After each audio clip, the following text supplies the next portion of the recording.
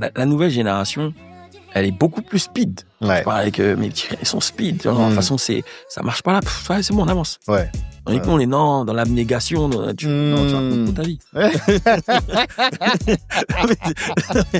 Donc, c'est pour ça que je pense que la patience et la passion, c'est 2 points qui sont très essentiels si on veut aller loin dans ce qu'on fait. Et je pense que ça rejoint beaucoup de métiers. Je pense que en vérité, et ça, je le pense, et c'est moi qui le pense, tu peux être le meilleur chef, tailler l'oignon le plus précis, mais si personne te connaît. Ouais, c'est ça. Et quand je regardais tous les grands portraits, moi, ça m'inspirait. Je rentrais dans les bureaux et tout. Je vois tout ça au mur, tu vois, dîner des grands chefs, dîner des ceci, dîner de cela. Et je regardais, je dis, mais ils sont où ceux qui me ressemblent? Et ça me donnait un pincement au cœur. Je me dis, mais est-ce qu'un jour, je vais pouvoir être là? Ouais. Comme je dis souvent, faut pas oublier qu'à la fin de la journée, on peut avoir tous les titres, entrepreneur, consultant, machin. À la fin de la journée, t'es cuisinier. Et c'est, en fait, l'essentiel, c'est quoi? C'est que, est-ce que quand je me suis assis, j'ai mangé, c'était bon? Non.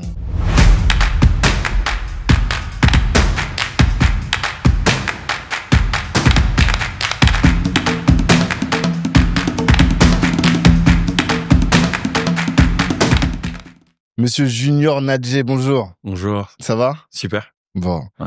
Je suis très content de te recevoir sur Kalimandjaro, Merci le beaucoup. podcast des ambitieux. Je t'en prie, sois le bienvenu.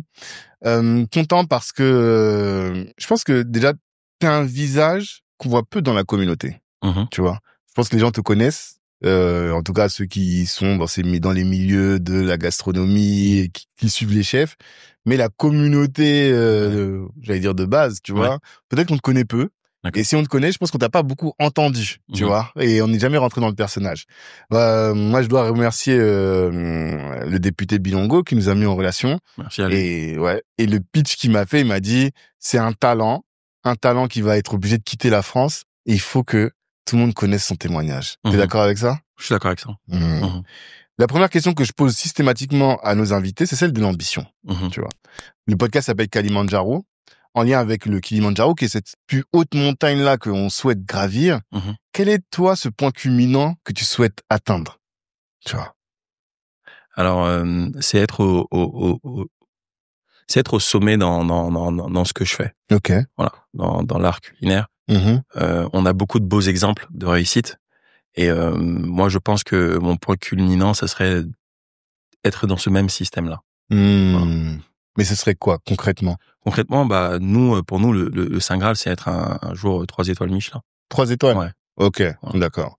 Et moi, on avait reçu un frère, Moulay Fani, qui lui est pâtissier. Oui. Et qui a bossé dans un restaurant qui a eu une étoile quand il était dans la cuisine. Est-ce que il faut que tu aies ton propre resto qui ait une étoile? C'est ça ton objectif? Ou bosser dans un resto qui a une étoile? Est-ce que tu peux dire plus précisément? Après, t'as plusieurs systèmes. Enfin, tu peux travailler dans un restaurant et puis travailler pour des patrons qui vont te mettre à disposition un restaurant et puis aller de 0 à 3.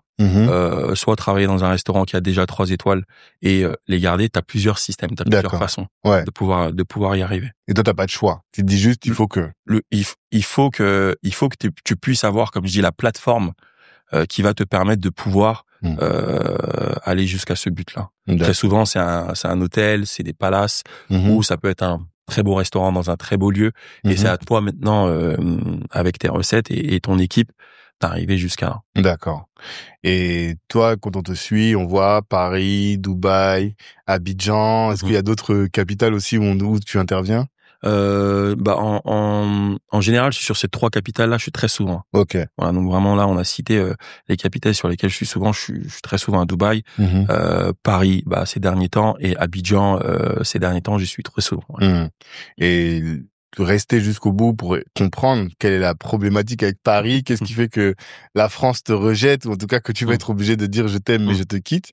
Mais avant de ça, j'ai envie que les gens puissent se faire une idée précise de à quel point t'es un talent, tu vois. Parce que je pense que je l'ai évoqué comme ça, mais les gens ne se rendent pas compte. D'abord, est-ce que tu peux te présenter, premièrement, pour les gens qui ne te connaissent pas? Alors moi, pour les gens qui me connaissent pas, je m'appelle Junior Nadj. Je suis cuisinier depuis de nombreuses années maintenant. J'ai eu la chance de travailler sur Paris, Monaco, Londres, Dubaï pendant plusieurs années. Et j'ai eu la chance de pouvoir faire découvrir au plus de monde Donc sur un public très large, on va dire sur Dubaï. Et t'as toujours voulu être cuisinier?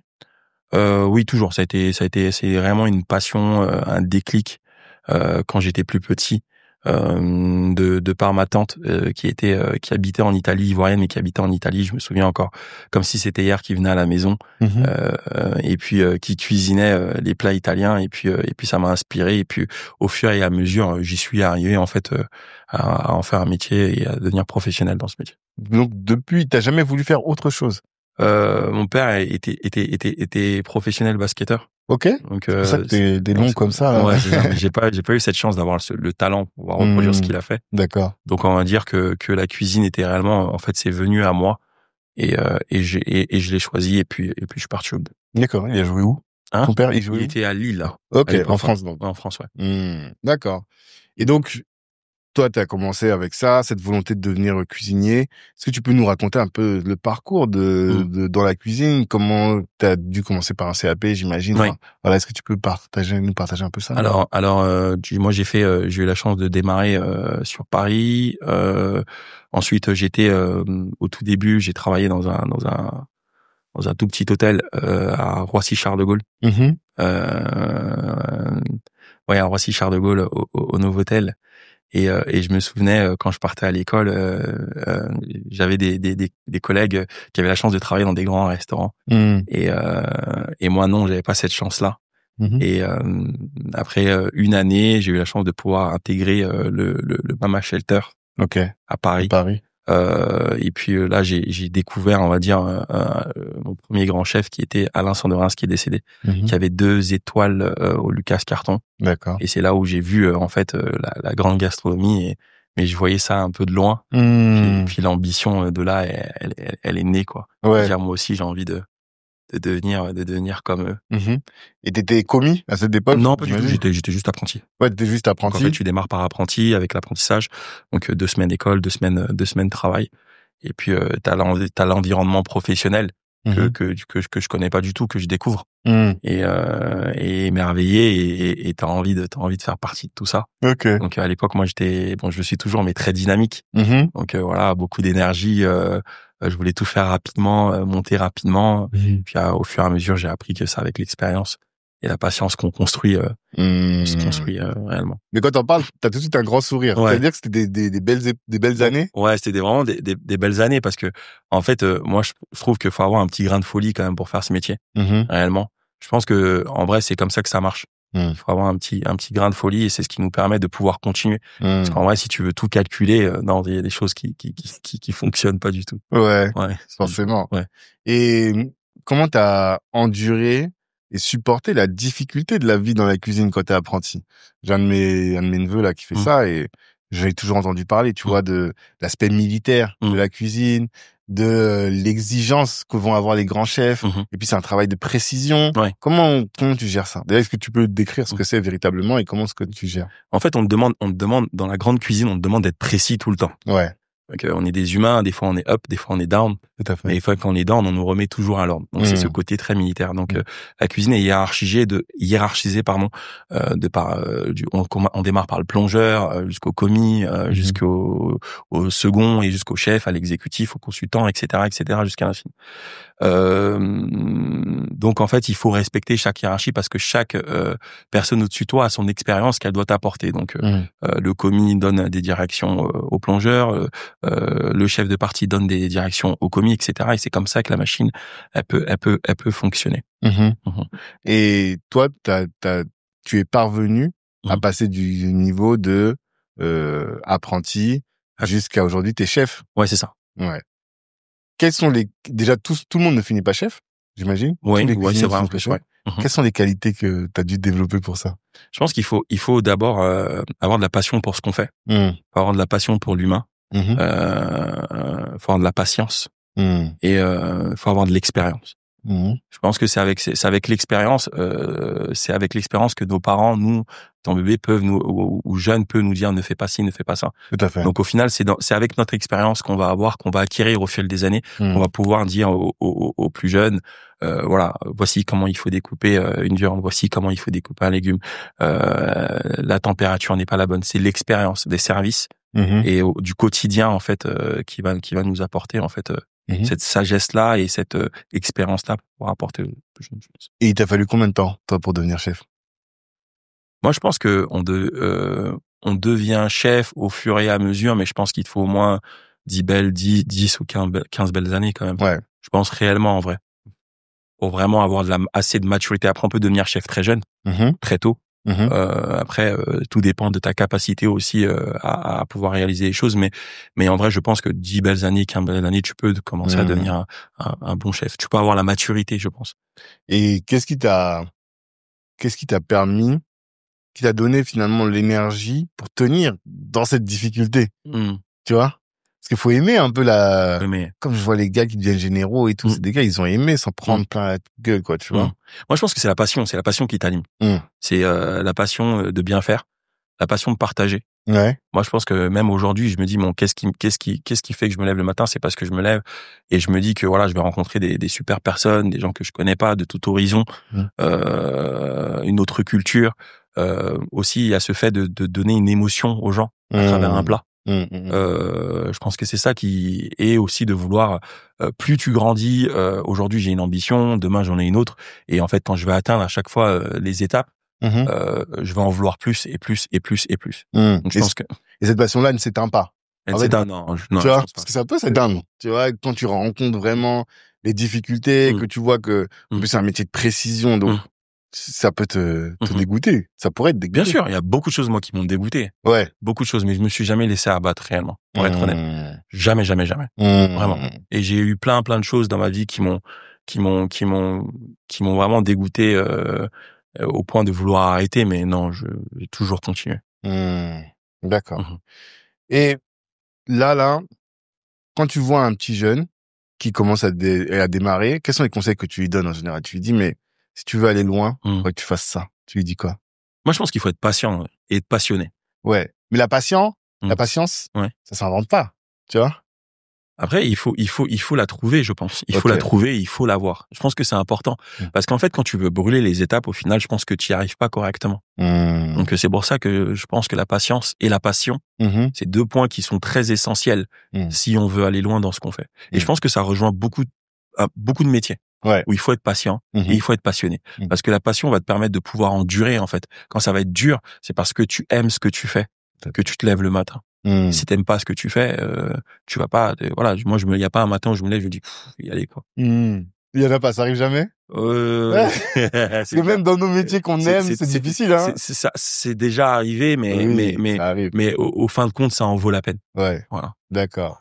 Et, comment tu fais pour identifier ça, du coup? Parce que tu recrutes, j'imagine, tu vois. Quand tu vois des petits jeunes, comment t'arrives à voir, tiens, lui, il va réussir à endurer. Lui, il a vraiment la flamme. Comment tu fais? C'est au pied du mur, comme on dit, qu'on voit le vrai maçon. Ouais, donc c'est quand c'est dans la difficulté que tu vois si il peut se surmonter ou pas. Et c'est là où tu vois le vrai visage, où les gens se révèlent. Donc c'est pas quand tu recrutes, bon, c'est facile, tu juges par rapport à un CV. Enfin, facile, c'est un grand mot, mais tu juges par rapport à un CV, par rapport à un parcours et par rapport à différentes expériences qu'il peut avoir auparavant et différentes recommandations. Mais je pense qu'au final, c'est un métier de terrain. La cuisine, c'est un métier. C'est quand on est en cuisine qu'on voit réellement qui peut faire un bon plat ou réaliser une belle recette. Ou dans la difficulté de quand il n'y arrive pas, est-ce qu'il continue, il essaye jusqu'à y arriver.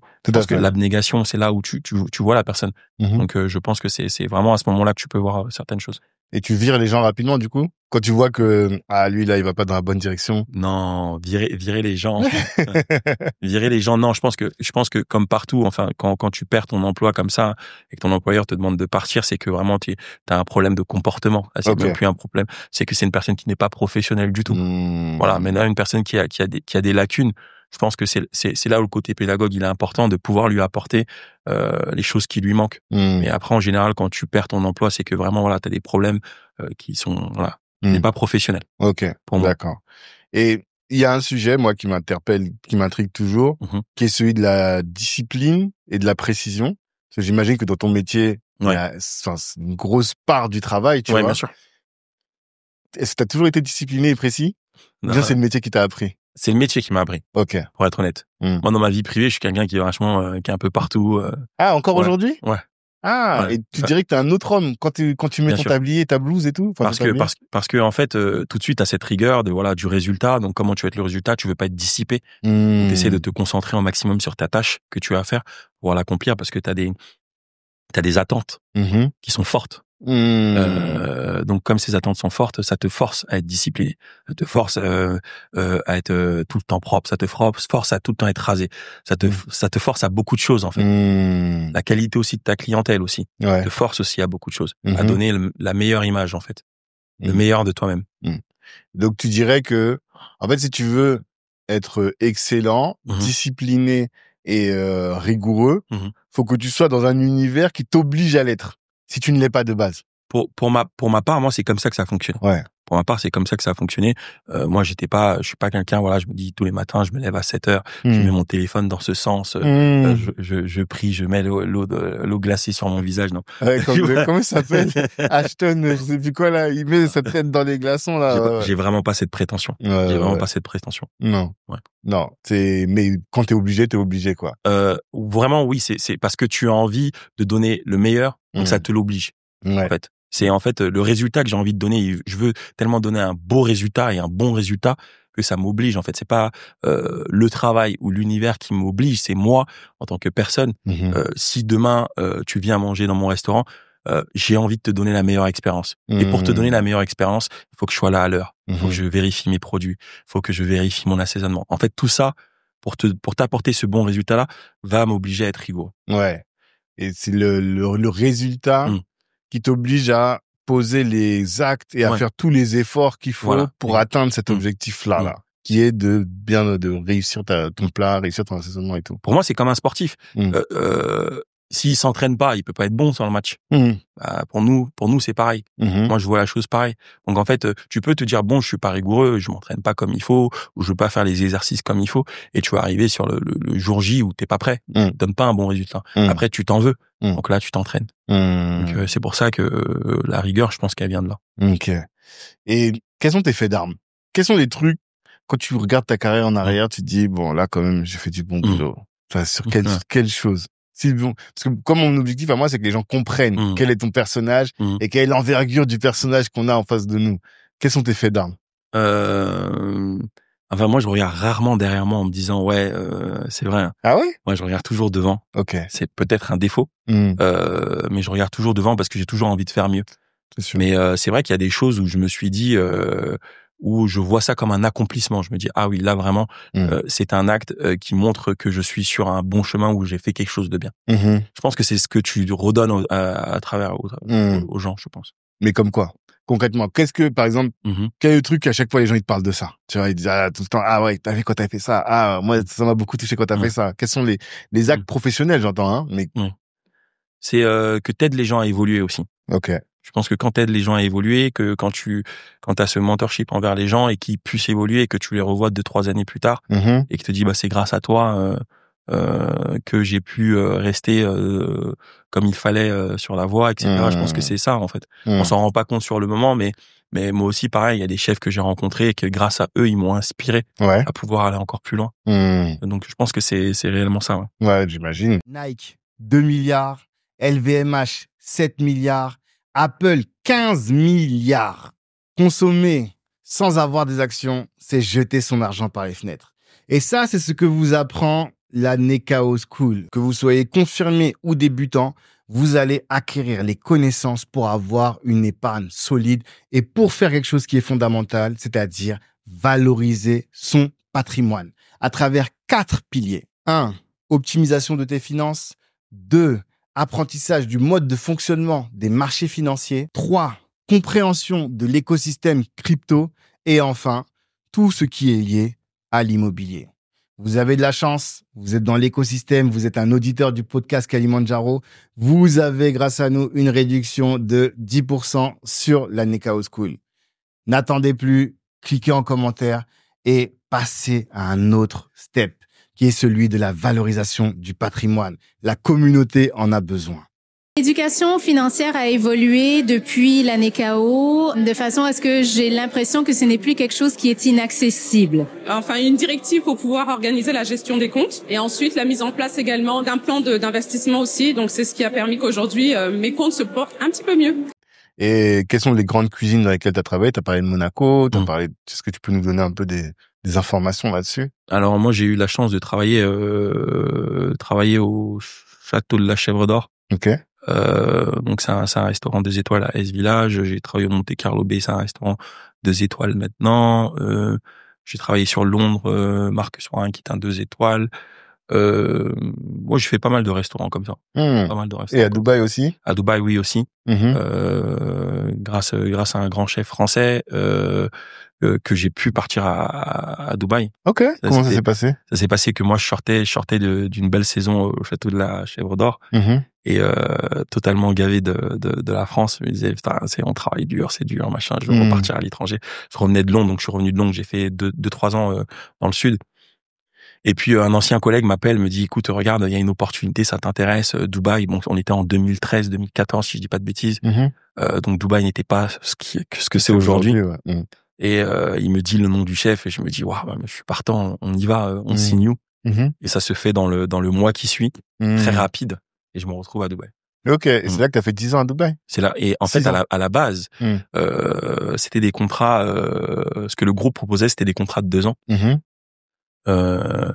Et moi j'en ai fait 3 avec le groupe et puis j'ai dit non, j'ai envie de rester aux Émirats, je me sens bien parce qu'il y avait tellement de choses bien. Les 6 premiers mois étaient très difficiles, vraiment très difficiles parce que le choc de la culture là-bas c'est vraiment très éclectique dans un sens où tu travailles avec beaucoup de gens de l'Asie, donc Pakistan, Indonésiens, etc., donc qui ont une différente culture. Donc au début nous Français on est un peu chauvin, on fait voilà entre nous machin, etc.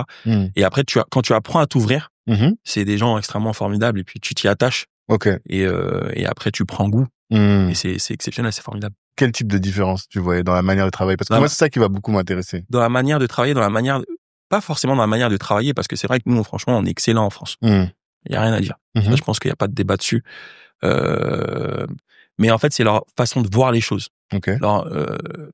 Leur côté humain. Voilà, il ne faut pas crier. Quand tu cries, en fait, il prend les choses différemment. En fait, t'as un autre aspect, en fait, qui t'apporte, que je pense, qu'on a moins en France. Donc, ils sont beaucoup plus dans l'humain. Le bouddhiste, voilà, c'est la sagesse, c'est le calme, c'est le zen. Et toi, t'arrives, toi, t'es chaud. On t'a fait comprendre ça ici? Non, ça fonctionne pas. Mais après, au final, quand t'arrives, et c'est pour ça que je parle d'excité et de différence aussi de culture. Très important parce que Filipino, lui, il va être différent. Le français, non, va être différent. L'anglais, il va avoir sa vision beaucoup plus it's okay, c'est cool, c'est pas grave. Ça a pas marché là, mais ça marchera demain. Et nous, en France, ça a pas marché. Non, on arrête. On râle, on s'énerve.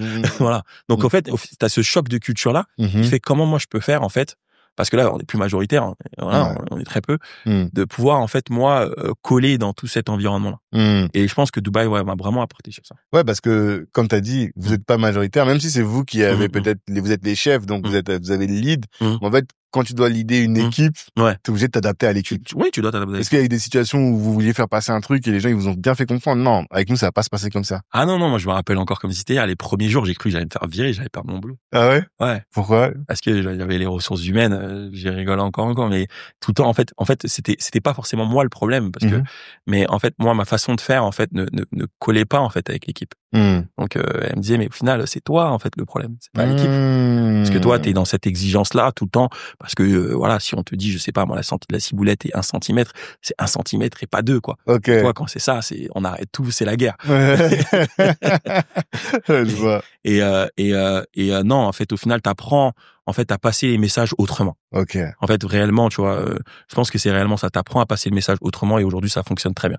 Chose, par contre, au contraire, qui fonctionne pas en France. C'est-à-dire ce type de management-là, enfin, de ce que j'ai vu, où on comprend différemment, en fait, en France. Je pense. J'essaie de comprendre. Est-ce que t'as un exemple pour illustrer un peu? Par exemple, en France, il va falloir être beaucoup plus dur, beaucoup plus strict, on va dire ça comme ça. Je pense qu'on est beaucoup plus strict en France.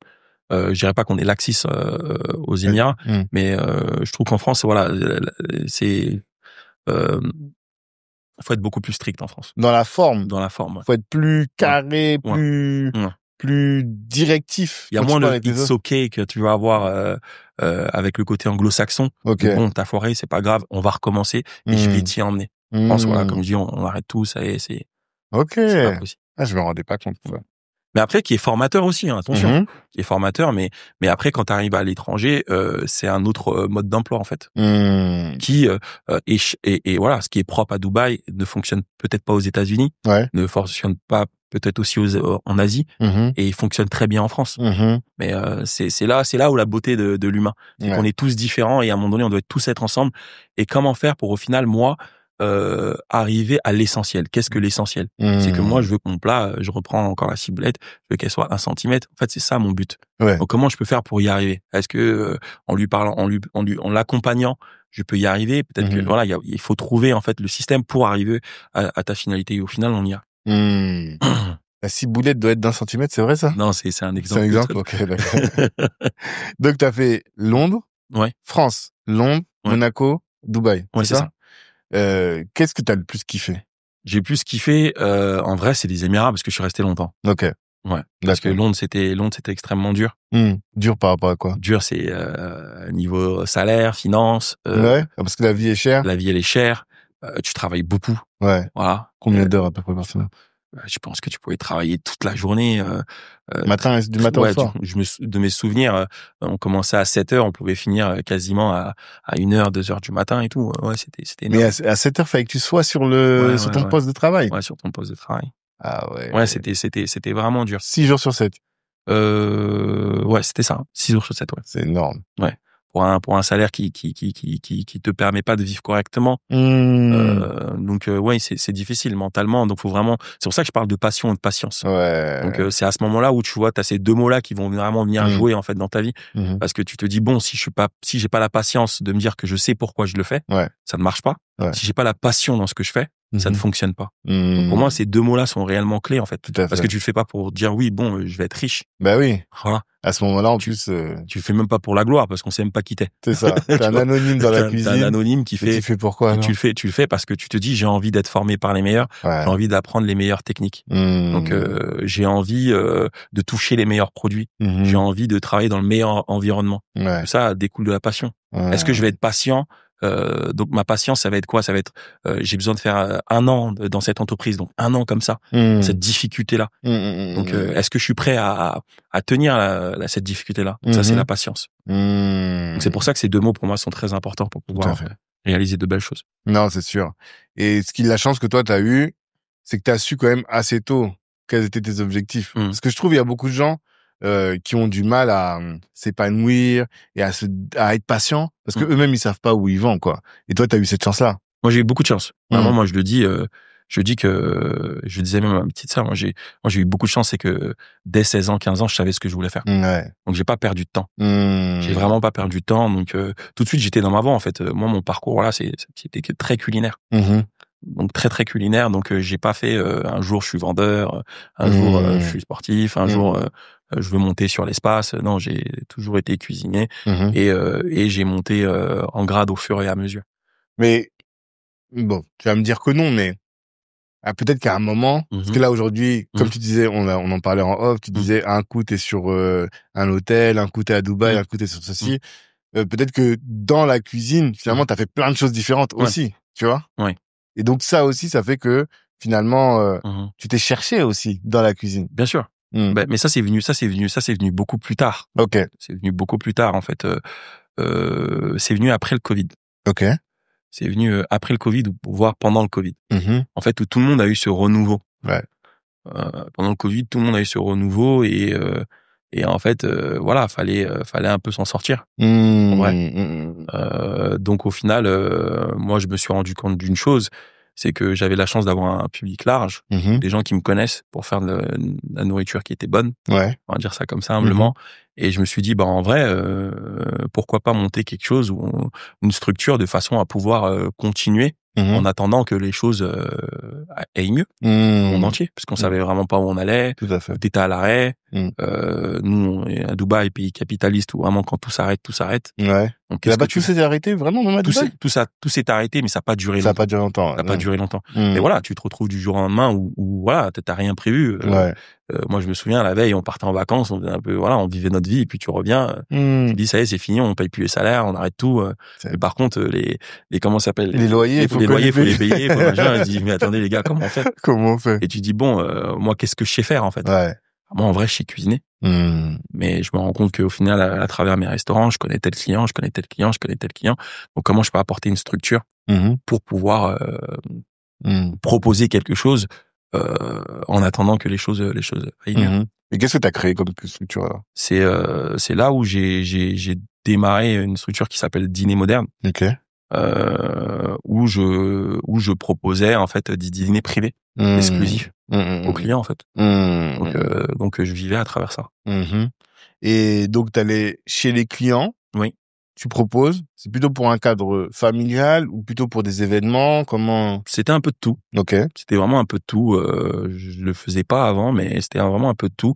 Et au final, ça plaisait aux gens parce qu'au final, les gens m'appréciaient. Ils appréciaient de me voir chez eux et de partager un moment. En convivialité. Et l'idée, c'est quoi? C'est que tu viens, tu dis voilà, on propose une carte. Moi, j'ai ma carte. Je viens chez vous, je prépare, je fais le repas. T'animes un peu ou bien juste tu fais le repas? Comment en fait, tu proposes un dîner gastronomique en fait chez des personnes qui ont les moyens de se le proposer. Donc en fait, c'est ce que tu proposes. Donc c'est ce que je propose. Donc on fait un menu, comment on dit, un bespoke menu. Donc on vient, on discute. Bespoke, et puis c'est sur mesure. Sur mesure, effectivement. Donc on vient discuter et puis on se crée un menu et puis pendant le Covid, voilà, c'était ce que je faisais. Donc voilà, les clients, voilà, on est 10, on est 12, on est 15, voilà, voici ce qu'on aime. Ou tu vois, carte blanche, fais ce que tu as envie de faire. Donc ça me permettait, moi, pendant le temps du Covid, quand je suis revenu sur Dubaï, de pouvoir attendre un peu que l'orage passe. Et c'est des business avec des fortes marges ou pas? Moi, je m'en sortais très bien. Ouais, tu t'en sortais très bien. Ouais. Pourquoi tu dis ça? Dis-moi, parce qu'il y en a qui s'en sortent très bien. Non, après, comme tout dépend en fait. Chaque chef a son image, fait un peu son menu à sa manière. Et moi, en fait, dans ce que je faisais, je m'en sortais bien. D'accord. Parce que je vois, nous on fait des dîners privatifs comme ça. Et effectivement, tu peux avoir le prix pour la matière première, plus ou moins élevé, et après une forte marge pour le temps que toi tu vas passer, et pour ta marque aussi. Bien sûr. Mais à ce moment-là, qu'est-ce qui faisait que tu pouvais te vendre cher? T'avais stratégisé cette marque-là, ou bien c'est le fait que t'avais travaillé dans des bons endroits et... le fait, en fait, c'était c'était que c'était des clients qui me connaissaient. Ils me connaissaient pour faire de la bonne cuisine. Donc, moi, j'avais fait des bons restaurants, avec des chefs étoilés, au-dessus. Donc, nous, on a cette chance, c'est qu'en gastronomie, je sais pas si c'est tabou d'en parler, mais quand même, c'est du haut de gamme. Donc, c'est pas tabou. Voilà. Donc quand c'est du haut de gamme, voilà, t'as des produits qui sont chers, et t'as un coût matière aussi qui va avec ce que tu vas proposer. Donc, naturellement, et puis t'as pas forcément envie tu sélectionnes les événements que t'as envie de faire, et j'ai de la chance aussi d'avoir une belle clientèle, donc tout de suite naturellement tu fais des belles choses. Mais t'as conscience que pour proposer un produit cher, il faut que tu adaptes ton service à un certain level, tu vois. En fait, je me rends compte qu'il y a beaucoup de gens qui disent, voilà, moi, je vais mettre des tarifs qui sont au-dessus de ceux du marché, tu vois, mais qui n'ont pas un service au level de ce qu'ils proposent. Et j'imagine que dans votre industrie, dans la cuisine, tu dois te mettre des exigences. Par exemple, tu vas pas aller chercher le poulet qu'on achète, les cartons de poulet tu vois, 20 kilos à 20 euros, là. Non, fais pas ça. Et c'est pour ça, en fait, c'est ça que j'essaie de comprendre. Qu'est-ce que tu faisais pour te dire, et qu'est-ce que tu fais même dans les grandes cuisines pour dire, attends, ça, c'est du haut de gamme, donc voici mes standards. Quels sont ces standards? Déjà, c'est pour ça que je parlais d'étapes. Donc, t'as des étapes que tu passes, de commis jusqu'à chef de cuisine. Donc, tu as cette compréhension-là de ce que c'est le haut de gamme. Donc, tu sais aussi qu'est-ce qu'un bon produit. Donc, tu sais où sourcer des bons produits.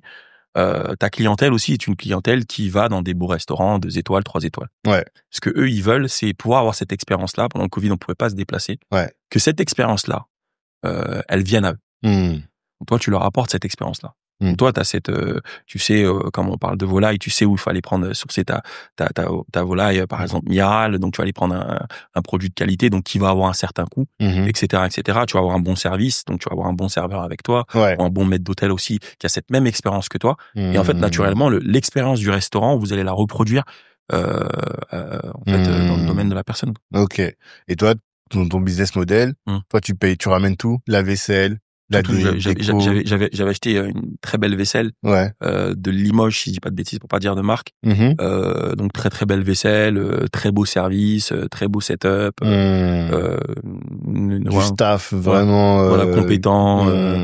Et puis voilà, la plus-value, c'était aussi de pouvoir passer, que les gens voulaient passer un moment aussi avec moi et que je puisse cuisiner pour eux et qu'ils puissent pas avoir un moment convivial. Et quand ils disent passe un moment avec toi, c'est ça que en fait, depuis tout à l'heure, j'essaie d'identifier.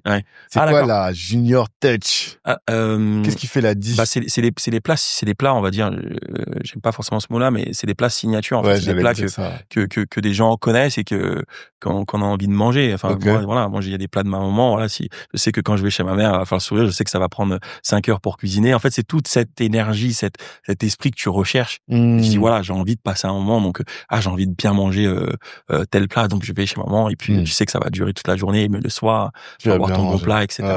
Donc un peu c'est un peu cet esprit là que chacun à son niveau peut se permettre. Voilà. C'est quoi toi ton plat signature? Mon plat que j'aime beaucoup faire, c'est ce que j'appelle le truffle chino. Donc, c'est une mousseline de pommes de terre avec une onctuosité de sauce suprême et on vient concasser comme ça des morceaux de truffes de saison par-dessus et puis on vient râper de la noix de muscade. C'est un plat qui est terrible, c'est un plat qu'il faut goûter au moins une fois dans sa vie. Absolument, vraiment absolument. Ah ouais? Ouais, vraiment. Et ça, tu le sers où? En France, tu le sers pas, du coup. Tu le sers plus. Je sers pas en France, mais c'est vrai que partout où je fais un événement, je le sers. Faut compter combien en termes de coûts par personne pour t'appeler? Parce que nous, on fait vraiment beaucoup de dîners, de dîners privés. Mais dis, combien à peu près? Comme ça, au moins, on va se positionner. Je vais en parler avec l'équipe. Non, vraiment, en fait, c'est là où ce qui est intéressant dans ta question, c'est qu'en fait, j'adapte. En fait, à chaque fois, en fait. Parce que, en fait, il y a beaucoup de choses à prendre en compte. Chaque clientèle a son exigence. Il y en a, ils veulent, je sais pas, moi, faire un dîner sur la plage. Il y en a, ils veulent faire un dîner à la maison. Il y en a, en fait, donc, à chaque fois, en fait, tu adaptes par rapport, réellement à la demande. Donc, dire que tu as un prix fixe, c'est plus si tu es sur un restaurant ou à l'époque, je faisais mon super club, là où tu peux avoir un prix fixe. Mais c'est vrai que c'est difficile parce que vraiment voilà, t'es sur de la demande très spécifique à chaque fois au fur et à mesure. Donc dire un prix que par exemple, je sais pas moi, c'est 500 €, 600 €, non, ça peut être compliqué. Ça, parce que ça varie énormément. Tu parlais de Super Club, qu'est-ce que c'est? Alors un Super Club, c'est ce que j'avais monté en fait. Donc on avait pris avec les équipes, on avait pris un loft. Moi, j'avais pas les moyens d'ouvrir un restaurant.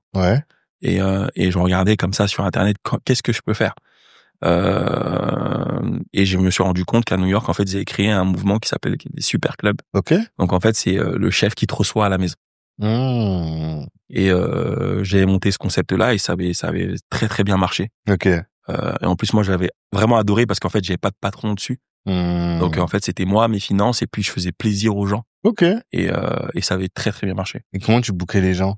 Je travaillais avec une plateforme à l'époque qui me permettait de sécuriser les paiements avec les clients. Et puis les gens, comme je dis, voilà, j'avais un public qui était large, donc quand je le mettais sur mes réseaux, j'affichais les dates. Bah naturellement, ça se bookait assez facilement. Et tu viens de me donner une idée. Vous savez, j'ai une idée, putain. Mais ça, c'était vraiment il y a longtemps. Hein, mais oui, j'avais passé un super moment à le faire. Je l'ai fait une bonne année. Vraiment, et ça marchait vraiment bien. D'accord. Et pourquoi t'as arrêté? Parce que au bout d'un moment, j'ai décidé de revenir en fait sur la France. Pour repartir en fait vraiment dans le très très haut de gamme. Et j'ai eu une belle opportunité et puis j'ai voulu la saisir. Donc le loft, tu l'avais pris à Dubaï? Je l'avais créé à Dubaï. Ouais, c'est ça. Ouais, non, ouais, je l'avais fait vraiment. Et tu faisais ça en parallèle de ton activité ou? Non, à un moment donné, je me suis concentré. À un moment donné, je me suis concentré, donc je le faisais en parallèle de mon activité. Et puis, au bout d'un moment, en fait, ça commence à grandir. Les journalistes ont commencé à en parler, la télévision s'est intéressée à ce que je faisais. Et je me suis dit bon, pourquoi pas vraiment être formaliser un petit peu tout ça et puis vraiment consolider ça et en faire une réelle expérience, et ça a fonctionné. Et aujourd'hui, je suis très content. Je vois sur les Émirats, il y a beaucoup de très très bons chefs qui voyaient ça d'un mauvais œil au début. Ouais. Et aujourd'hui, je vois qu'ils le font. Okay. Aujourd'hui, quand je le vois, ça me fait sourire. Je dis, regarde, c'est marrant. Parce que c'est vrai. Parce qu'en vrai, aux Émirats, c'est pas le même système que la France. En France, t'as cette chance d'avoir, quand t'as un petit patrimoine, tu peux prendre un crédit à la banque et monter une petite affaire et puis petit à petit évoluer. Les Émirats, ça demande vraiment des gros investissements. Ouais. Chose que moi, je pouvais pas me le permettre. Okay. Tandis que faire un super club, en vrai, tu loues un endroit, donc t'as un budget, c'est budgétisé, c'est booké par les clients. Donc, tout de suite, t'as le retour sur l'investissement, les coûts sont là, donc tout de suite, tu vois où tu vas. Donc c'est ce côté-là où quand tu démarres, je trouve que c'est beaucoup plus, on va dire, accessible. Accessible. Il y a moins de barrières à l'entrée. T'as moins de barrières à l'entrée. C'est ça. Toi, t'as ta compétence, tu sais que tu sais faire. Il faut juste que tu trouves le bon lieu, une bonne communauté qui te suit sur et puis ça roule. Ouais. Je dis bon, moi je fais moi sur mon business plan, je fais 100 clients par semaine. Écoute, à partir de 100 clients, moi ça me fait mes marges, je paye mon stage, je paye mon ceci, je paye mon là, voilà. Et puis petit à petit j'avance. Ah, c'est une bonne idée. C'est une façon d'avancer. Tout doucement. Okay. Voilà. Après, c'est sûr que tu vas pas faire des très gros gains comme dans un restaurant, mais au moins ça te permet de pouvoir avoir une visibilité en tant que chef, de pouvoir faire une cuisine très créative, donc vraiment la tienne, avec tes moyens, que tu peux moins avoir sur un restaurant parfois parce que tu as ce côté commercial où il faut suivre certaines. Bah totalement. Voilà. Et toi, tu as toujours eu cette fibre là de tenter des choses, d'aller parce que finalement ça demande quand même une prise de risque. Bien sûr. Déjà de bouger, d'aller Londres, Monaco, Dubaï et même après aller tester des business models différents, c'est pas n'importe quoi, tu vois. Qu'est-ce qui t'a motivé à faire ça? En fait, moi j'ai toujours été un peu comment dire ça. En fait, j'ai toujours aimé tenter des choses. Donc, je vois aujourd'hui, j'ai une idée aujourd'hui, je l'ai en tête et j'essaie de la concrétiser. Je te parlais du Congo en off. Ouais. C'était une idée que j'ai eue il y a 6 mois. Je me suis dit, putain, j'arrive au Congo. Et dans ma tête, je me suis répété, bon, qui est-ce que je connais qui est congolais là? Et j'ai la chance d'avoir un réseau d'amis énorme. Et j'en parle comme ça, comme un fou. Ouais. Ah ouais, j'ai envie d'aller au Congo. Voilà, si c'était pas fait, je t'aurais dit, j'ai envie d'aller au Congo, c'est génial là-bas et tout. Et au fur et à mesure, en fait, de parler à un ami, j'ai parlé à un ami qui s'appelle Yannick Ezoa et qui m'a fait cette connexion-là avec cette gentille dame et qui fait des beaux événements sur le Congo, qui m'a dit, écoute, regarde, on parle et puis on a commencé à mettre ça en place. Et ça a commencé à se concrétiser. Donc en fait, j'ai une idée, j'essaie de trouver le moyen. Tout ça pour dire, voilà, que j'essaie de trouver le moyen de mettre ça en place. Ouais. Ça met du temps. Mais j'y arrive. Et tu fais partie des gens qui disent faut partager tes idées. Il faut partager. Voilà. T'es pas celui qui va garder l'idée en disant non, sinon on va se moquer de moi ou bien on va la piquer ou quoi. Non, toi t'es là, il faut que elle se diffuse et c'est comme ça que je vais créer les opportunités au final. Oui, c'est tout à fait comme ça. C'est vraiment comme ça. J'en parle. Parce que là, comme un grand ami me disait, le secret du business c'est de demander. Ouais. Voilà. Donc tu demandes. On va te dire non peut-être 8 fois. Ouais. Mais une seule fois. Suffit. Ça va suffire. Moi, j'ai eu beaucoup d'opportunités comme ça où je débitais. Mais... Ah ouais? Et au final, le truc qui se fait. Et tu dis non mais c'est un rêve. Non mais tu vois, tu dis ça pour rigoler. Non, tu vois, au final, au fur et à mesure, tu y arrives. Il faut demander. Faut pas avoir peur. Faut oser demander. Tout à fait. Moi, j'ai eu des choses vraiment où même moi, venir à Paris, comment ça s'est fait, c'est parce qu'il y a des choses que j'ai osé. Vraiment, j'ai osé et j'en suis fier. Ouais. Et demander, tu te sens pas en mode inférieur quand tu demandes, parce qu'il y a beaucoup d'ego quand même. Demander aux bonnes personnes. Ouais, d'accord. C'est-à-dire c'est-à-dire qu'il faut demander aux personnes qui peuvent prendre les bonnes décisions. Je pense que c'est important. Après, tu demandes pas à tout et n'importe qui, mais faut demander, faut être précis dans ta demande aux personnes qui peuvent vraiment faire avancer les choses. Après, faut les connaître, faut les cibler. Et puis voilà, nous on a un métier où on a beaucoup de gens qui peuvent faire changer les choses autour de nous, donc qui viennent manger. Donc posez simplement la question. Écoute, je sais pas, moi j'ai une idée, j'ai envie de faire du cacao. qu'est-ce que t'en penses? Bah, attends, bouge pas. J'ai un pote d'enfance qui fait du cacao, appelle-le de ma part. Il t'appelle, et puis voilà, tac, et puis ça se fait, et puis tu te rends compte que 2 ans plus tard, t'es avec ton tracteur en train de faire du cacao. Mais c'est un exemple. Hein. Ouais, non, c'est un exemple et qui est intéressant, mais parce que là, en fait, ce que j'entends, c'est que t'as une capacité de réseau, à networker qui est importante. Et je pense que tous les cuistots sont pas comme ça. Tous les chefs. Parce que finalement, il y a des chefs qui sont un peu enfermés dans leur cuisine et qui parlent qu'avec leurs produits. Bien sûr, non, mais toi, t'as un autre type de chef. J'ai eu franchement un bel exemple et je pense que je vais le citer, c'est le chef Yannick Aleno. Ok. Vraiment, je vais pas mentir en fait, qui est un bon exemple en fait, qui a été pour moi et pour beaucoup de cuisiniers, très très bel exemple de nous montrer ce qu'il fallait faire pour pouvoir y arriver. Je pense. Parce que j'ai eu la chance de travailler pour beaucoup de chefs étoilés, mais je pense que lui m'a le plus marqué sur cette dimension-là. Sur cette dimension-là. Mais qu'est-ce qu'il fait concrètement? C'est-à-dire, il sort de sa cuisine, il va voir les clients. Bien sûr. Voilà, c'est ça. Hein. Bien sûr, ouais. Bien sûr. Je pense que en vérité, et ça je le pense, et c'est moi qui le pense, tu peux être le meilleur chef, tailler l'oignon le plus précis, mais si personne te connaît. Ouais. C'est ça. C'est ça. Je pense qu'il faut partager l'information. Regardez, viens manger. Tu vois, moi, je te parle de mon plat, le truffelchino. T'as envie de venir le goûter. Il écoute. Il y a un client qui va venir me voir demain. Je dis ça comme ça, mais il y a quelqu'un qui va venir, qui va me dire, moi, j'ai entendu parler, je veux le goûter. Tout à fait. Donc, il faut parler de ce qu'on fait. Et je pense que il nous a très, très bien éduqués culinairement, moi et beaucoup de cuisiniers. Et c'est un très, très bel exemple, je pense. C'est le faire savoir et le savoir faire. Ouais, c'est ça. Ouais. C'est essentiel. Faut les deux. Sinon, tu te prives d'une partie, quoi. Sinon, en fait, en vrai, je connais beaucoup de cuisiniers que tout le monde connaît, qu'il est très fort, il est excellent, mais personne ne le connaît. Ouais, c'est ça. Dans ta cuisine, tu fais ton truc, voilà. T'es enfermé. Tout le monde sait que t'es bon, mais t'es enfermé. Mais toi, t'as jamais voulu ça. Non. Non. Après, moi, c'est mon côté un peu ivoirien aussi. Ouais. C'est vrai que vous êtes un peuple à part. Voilà. Là-dessus, il y a vraiment... C'est mes origines qui me rattrapent dans le bon sens. Ouais. Où je pense que aussi, t'as cette fierté de dire, bah, regarde, ce que je fais, c'est bien, en fait. Viens le voir. C'est ça, hein, ce que je fais. J'estime que ce que je fais, c'est bien, j'en suis fier. Ouais. Et j'ai envie de le partager. Ça me fait penser à un post que j'ai fait sur LinkedIn cette semaine, parce que c'est lié à une réflexion que j'ai eue cette semaine, qui consistait à dire que, en fait, tu as envie de présenter ton travail au monde quand t'en es fier. Bien sûr. Tu vois. Donc, la première étape, c'est de proposer un travail dont tu es fier. Et une fois que t'en es fier, c'est plus facile d'aller démarcher les gens. Parce que tu te dis, en fait, c'est tellement bon que je t'apporte cette découverte-là, quoi, tu vois. Mais il faut pas oublier qu'avant de faire ça, faut pas sauter les étapes. Je pense que c'est très important. Il faut travailler d'abord. Ouais. Faut vraiment travailler ton sujet. Quand t'as travaillé ton sujet, énormément, et que tu dis, bon, ça y est, là, j'ai la formule qu'il faut, maintenant t'en parles. Il faut pas, ton truc, il est pas prêt, et puis t'arrives, et puis tu vas voir une personne importante et dire, viens goûter, et tu te loupes. Ouais, parce que t'es pas rigoureux, parce que tu te lèves pas à l'heure, parce que tu vérifies pas tes produits, parce que t'es pas dans ta cuisine, etc., etc. Donc, en fait, c'est réellement un cheminement, en fait. Ouais, totalement. Il faut avoir, en fait. Totalement. C'est très important. Et peut-être qu'il y a beaucoup de gens qui brûlent les étapes, en fait, c'est ça. Qui veulent tout de suite communiquer alors qu'ils n'ont pas fait tout le travail en amont, quoi. Faut pas oublier, faut vraiment travailler. Le travail, c'est très important.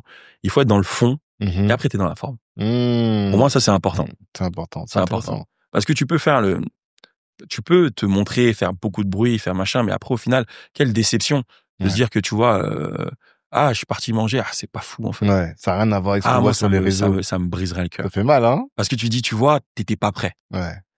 Tu vois? Et là, t'as eu cette opportunité d'avoir cette personne qui pouvait changer peut-être la donne, et t'étais pas prêt. Donc, du coup, t'as foiré ton truc. Tandis que quand t'as bossé, t'as fait goûter à tes pairs, etc., etc.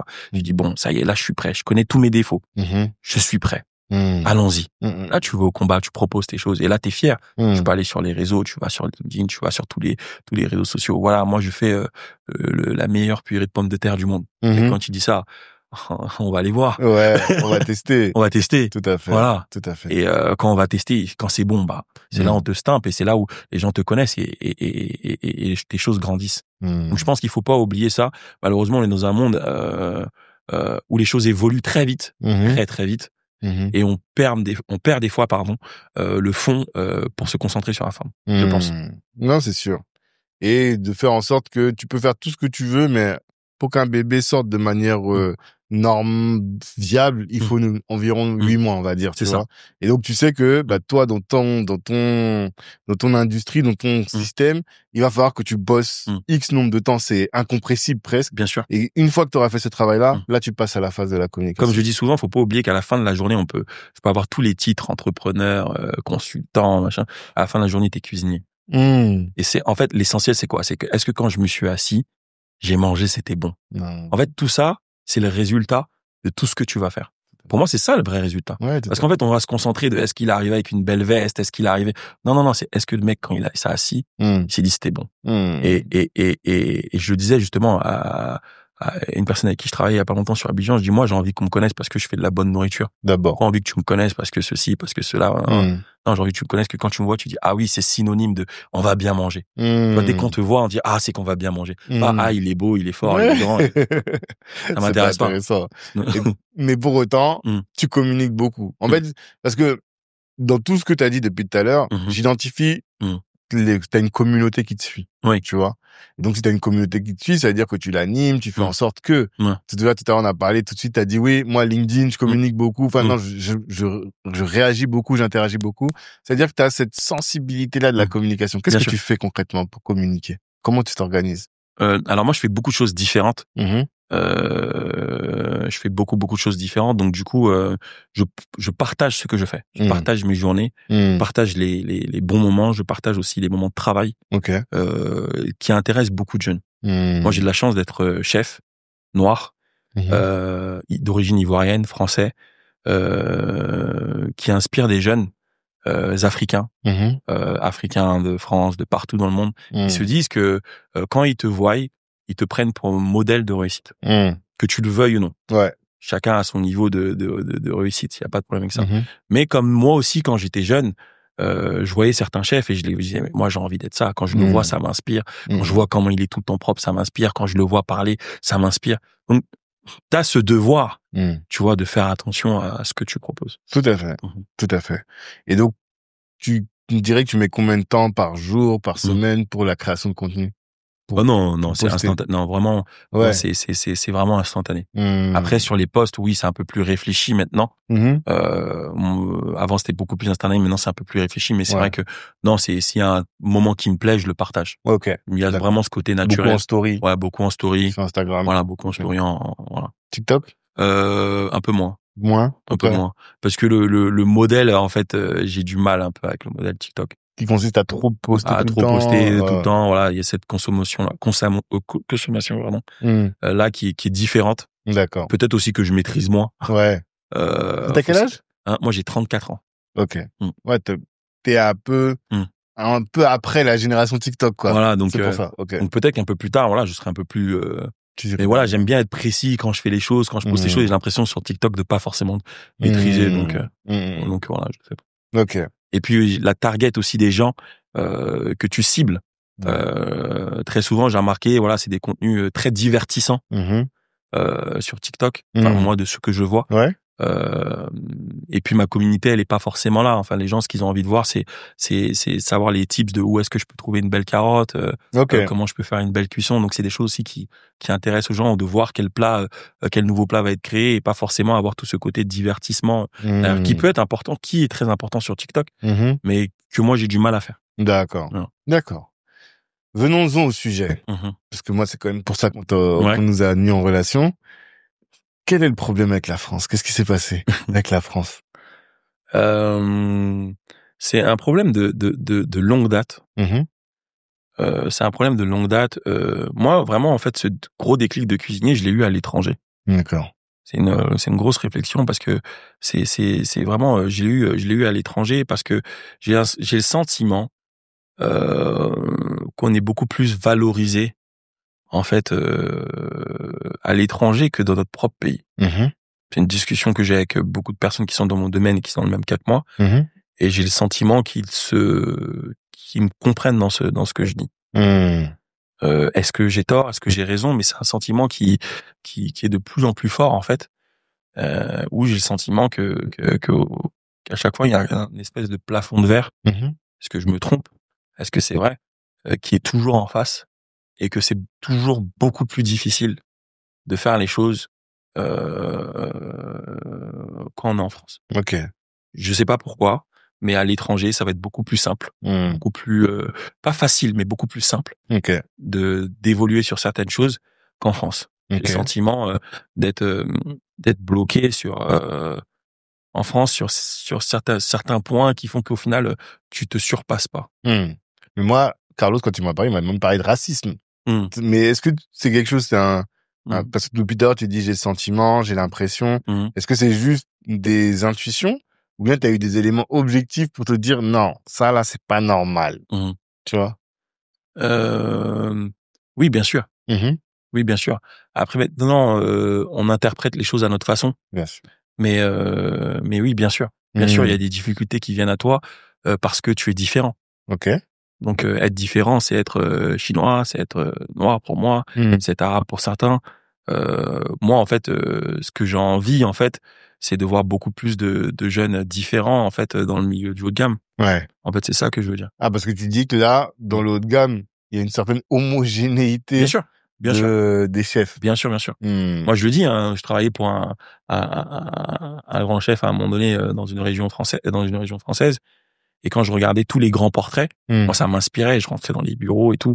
Je vois tout ça au mur, tu vois, dîner des grands chefs, dîner des ceci, dîner des cela. Et je regardais, je dis, mais ils sont où ceux qui me ressemblent?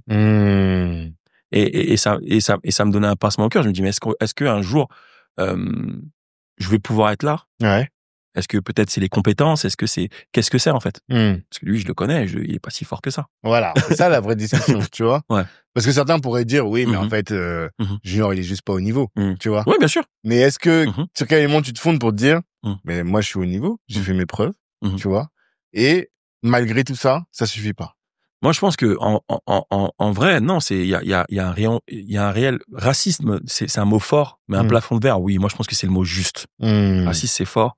Parce que si t'es vraiment raciste, t'y es même pas. Ouais. Voilà. Et plafond de verre, oui.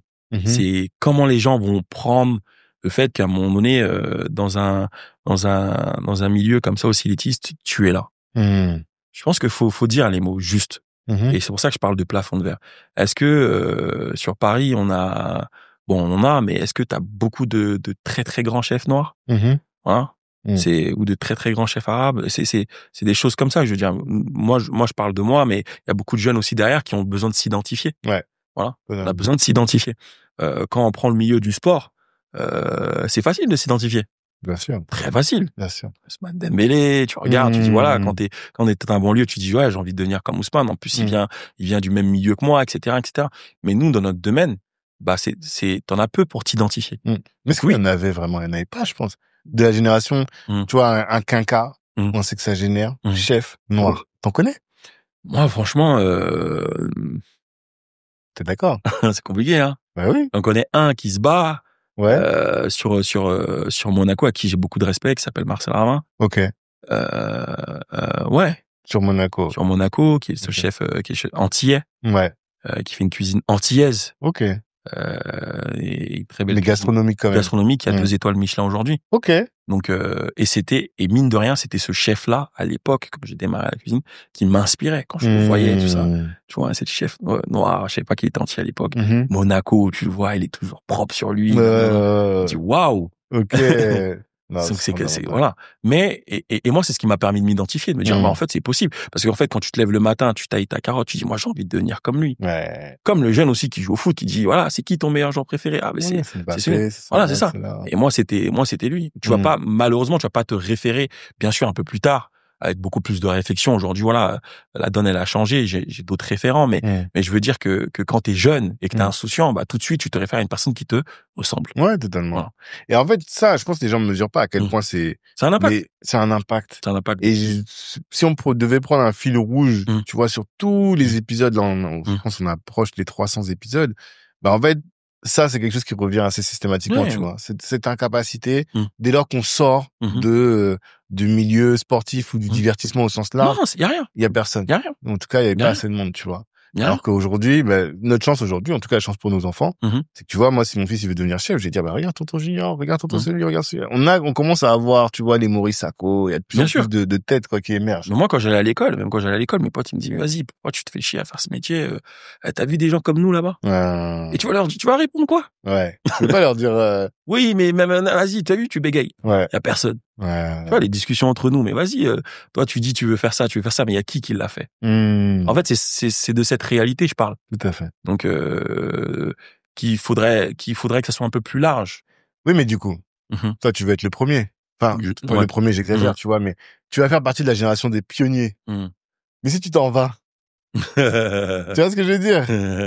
Non, c'est parce que je trouve que j'adore mon pays, j'adore la France, c'est un pays magnifique, mais comment dire ça, je trouve que les opportunités sont beaucoup plus larges quand t'es à l'étranger. Bien sûr. Voilà. Bien sûr. Et j'ai le sentiment qu'il y a beaucoup plus d'impact à l'étranger qu'en France. Mais tu te dis pas, je vais me battre pour créer pour être le premier de cordée ici en France. Non, j'ai vu des gens qui l'ont fait, j'ai vu le temps que ça a mis. Ouais. Bien sûr. Et je me dis, c'est là où je vais avoir cette patience-là. Et est-ce que le jeu vaut la chandelle? Je sais pas. Ouais. Je sais pas. Je sais pas. J'ai vraiment beaucoup de doutes. Ouais. Après, maintenant, moi, ça a fonctionné à l'étranger. Donc, je me dis, en vrai, je vais aller où ça a fonctionné. Ouais. Aussi. Totalement. Mais après, voilà, une fois de plus, si j'avais peut-être beaucoup plus d'exemples ici, ça me motiverait à me dire, tu vois, je peux y aller. Et puis, ça ouvrait aussi l'esprit aussi à beaucoup de gens de pouvoir donner un palace par exemple, comment ça s'appelle, un arabe, à ceci, à cela, à des gens compétents. Mais voilà. Et moi, j'ai remarqué très souvent, on est toujours numéro 2. Ouais. Enfin, moi, j'ai remarqué. Moi, je me balade dans toutes les cuisines, mais très souvent, t'es numéro 2. Ouais. Le mec, il est numéro 2. Ah, il est fort, mais ça fait 10 ans qu'il est numéro 2. Ouais. Mais ouais, moi, ça m'intéresse pas. Moi, personnellement, ça m'intéresse pas du tout. Tu n'as pas signé pour être numéro 2. Je vais pas me cacher. Non, j'ai pas signé pour ça. Je suis pas là pour construire le rêve d'un autre, mais j'ai pas de problème avec ça, mais à un certain moment donné, parce que oui, on a besoin d'avoir quelqu'un qui est extrêmement fort et qui va nous apporter cette force-là, mais à un moment donné, il faut savoir se détacher et créer sa propre histoire. Après, moi, c'est ce que j'ai envie. J'ai envie de créer ma propre histoire. Ouais. Aujourd'hui, grâce à un chef que je respecte énormément, je commence à développer Abidjan, parce qu'il m'a apporté cette vision-là sur Abidjan. Mais là-bas, j'ai envie de développer ce que je sais faire. J'ai envie d'être sous l'image ou sous la houlette d'un autre. Donc ça, c'est important. Ouais. Et pour ça, il faut que tu aies une image. Donc les Ivoiriens, les chefs ivoiriens, quand ils me voient, ils se disent voilà, nous on a envie d'être comme ça nous inspire. Ouais. Et ça t'a fait mal de te dire en fait, je pourrais pas faire ce que je veux ici? Bien sûr. Bien sûr, mais tu le comprends vite.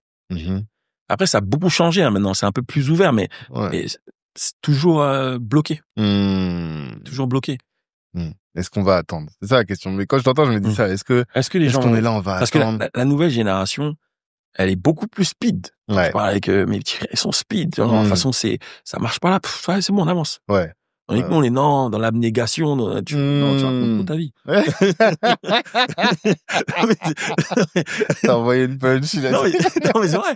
Non, parce que je le dis, parce que je discute avec la génération de temps. Ouais. Et quand je suis là, je dis, mais non, mais lui, il débite. Parce que moi, ça marche pas, j'avance, en fait. Je vais à Londres. Je vais aux États-Unis. T'as vu, j'ai vu à New York, t'as vu, il y a des chefs qui font ça.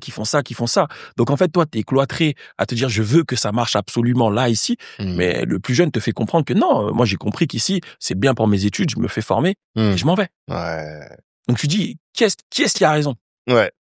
Non, je pense que t'as raison. Qui est-ce qui a raison? Après, c'est peut-être pas le bon exemple, hein, mais au final, ils se disent non, parce que nous, on vous a vu. Vous y étiez arrivé ou pas? Non.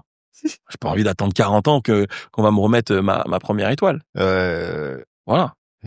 C'est en fait, c'est toutes ces choses-là, en fait, qui nous forcent à s'expatrier. Là, c'est une vraie discussion. C'est une vraie discussion. Et tu sais que je t'ai dit, on a eu, j'ai fait un débat où j'ai modéré en tout cas une table ronde avec Alain Juillet. Alain Juillet, c'est un ancien gars des renseignements, tu vois, des GSE, tout ça. Wow. Donc, tu vois, gros profil. Et il faisait beaucoup de prospective. Bref. Il réfléchit sur les prochaines années, quoi, tu vois. Et il nous disait, les gros tournants, c'est l'IA et la France et l'Europe plus largement, ils sont pas sur ces sujets. Et le truc, ça se passait à Mantes-la-Jolie. Donc, il venait pour parler au quartier, en fait. Lui, il s'est dit, vas-y, je vais venir parler au quartier. Ouais. Et il a dit, parez-vous. Tu vois. Il a dit, la France ne sait pas reconnaître sa jeunesse, ne sait pas exploiter sa jeunesse.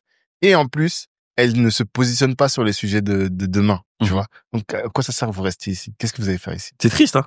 Triste. Moi, j'aimerais trop, tu vois, pouvoir avoir ces opportunités. Mais toujours, t'as un blocage. Et moi, ça me fait mal. Donc, c'est pour ça que la fois où je parlais avec le député, je lui expliquais, tu vois. Et je lui expliquais avec beaucoup d'émotion. Je dis, mais je comprends pas. Qu'est-ce qu'il faut faire? Ouais. Et des fois, moi, c'est peut-être triste. Je me dis peut-être que si je m'appelais autrement, ou peut-être que si, tu sais, c'est là où toutes ces questions, en fait, elles arrivent. Tu vois, tu dis peut-être que si j'avais une couleur qui était différente, peut-être que je suis pas assez bon, peut-être que, tu vois, tu te poses toutes ces questions-là. Donc, t'as cette remise en question que tu vas avoir. Pourquoi, en fait? Mais, et là, tu regardes, tu te dis, est-ce qu'il y a quelqu'un en face de moi qui me ressemble? Et là, tu vois personne. Donc, tu te dis, tu prends après ton expérience, tu regardes tous ces mouvements-là et tu vois que fait pas forcément partie. C'est là où tu te dis, pourquoi dès que j'arrive à l'étranger, tapis rouge, monsieur, machin, etc. Et tout de suite, les choses elles fonctionnent dans le bon sens. Parce que t'es valorisé immédiatement. C'est ça surtout, tu vois. Parce que je pense qu'il y a plein de gens, en fait, tu vois, il y a l'excuse du racisme, bien souvent, tu vois. Ça veut dire que quand tu parles, tu te dis, je m'en sors pas et tout, et tu commences à dire, peut-être c'est parce que je suis renois. Et en fait, souvent, c'est une excuse parce que tu fais pas le taf, tu vois. Et donc, comme tu fais pas le taf, forcément, t'as pas les opportunités. Et je me souviens, j'ai eu une discussion une fois avec Kenzie, un des boss du secteur A, où j'ai commencé à lui parler du plafond de verre, il s'est énervé au téléphone. Il m'a dit, mais attends, si vous commencez à penser au plafond de verre, vous allez jamais vous en sortir, tu vois. Mais, maintenant, si tu te rends compte que, à compétence, travail égal, dans un autre environnement, tu exploses, ça veut dire que le problème, c'est ailleurs. Tu vois, c'est ça en fait. C'est ça. Et c'est l'expérience que t'as faite. Moi, c'est l'expérience que ça me donne. Moi, j'ai eu des endroits où même quand tu réussissais les choses, on t'appelait la plus-value et tout. Tu vois. Et t'as des non, c'est compliqué. Ah, tu voulais nous dire un truc, t'as pas dit, hein.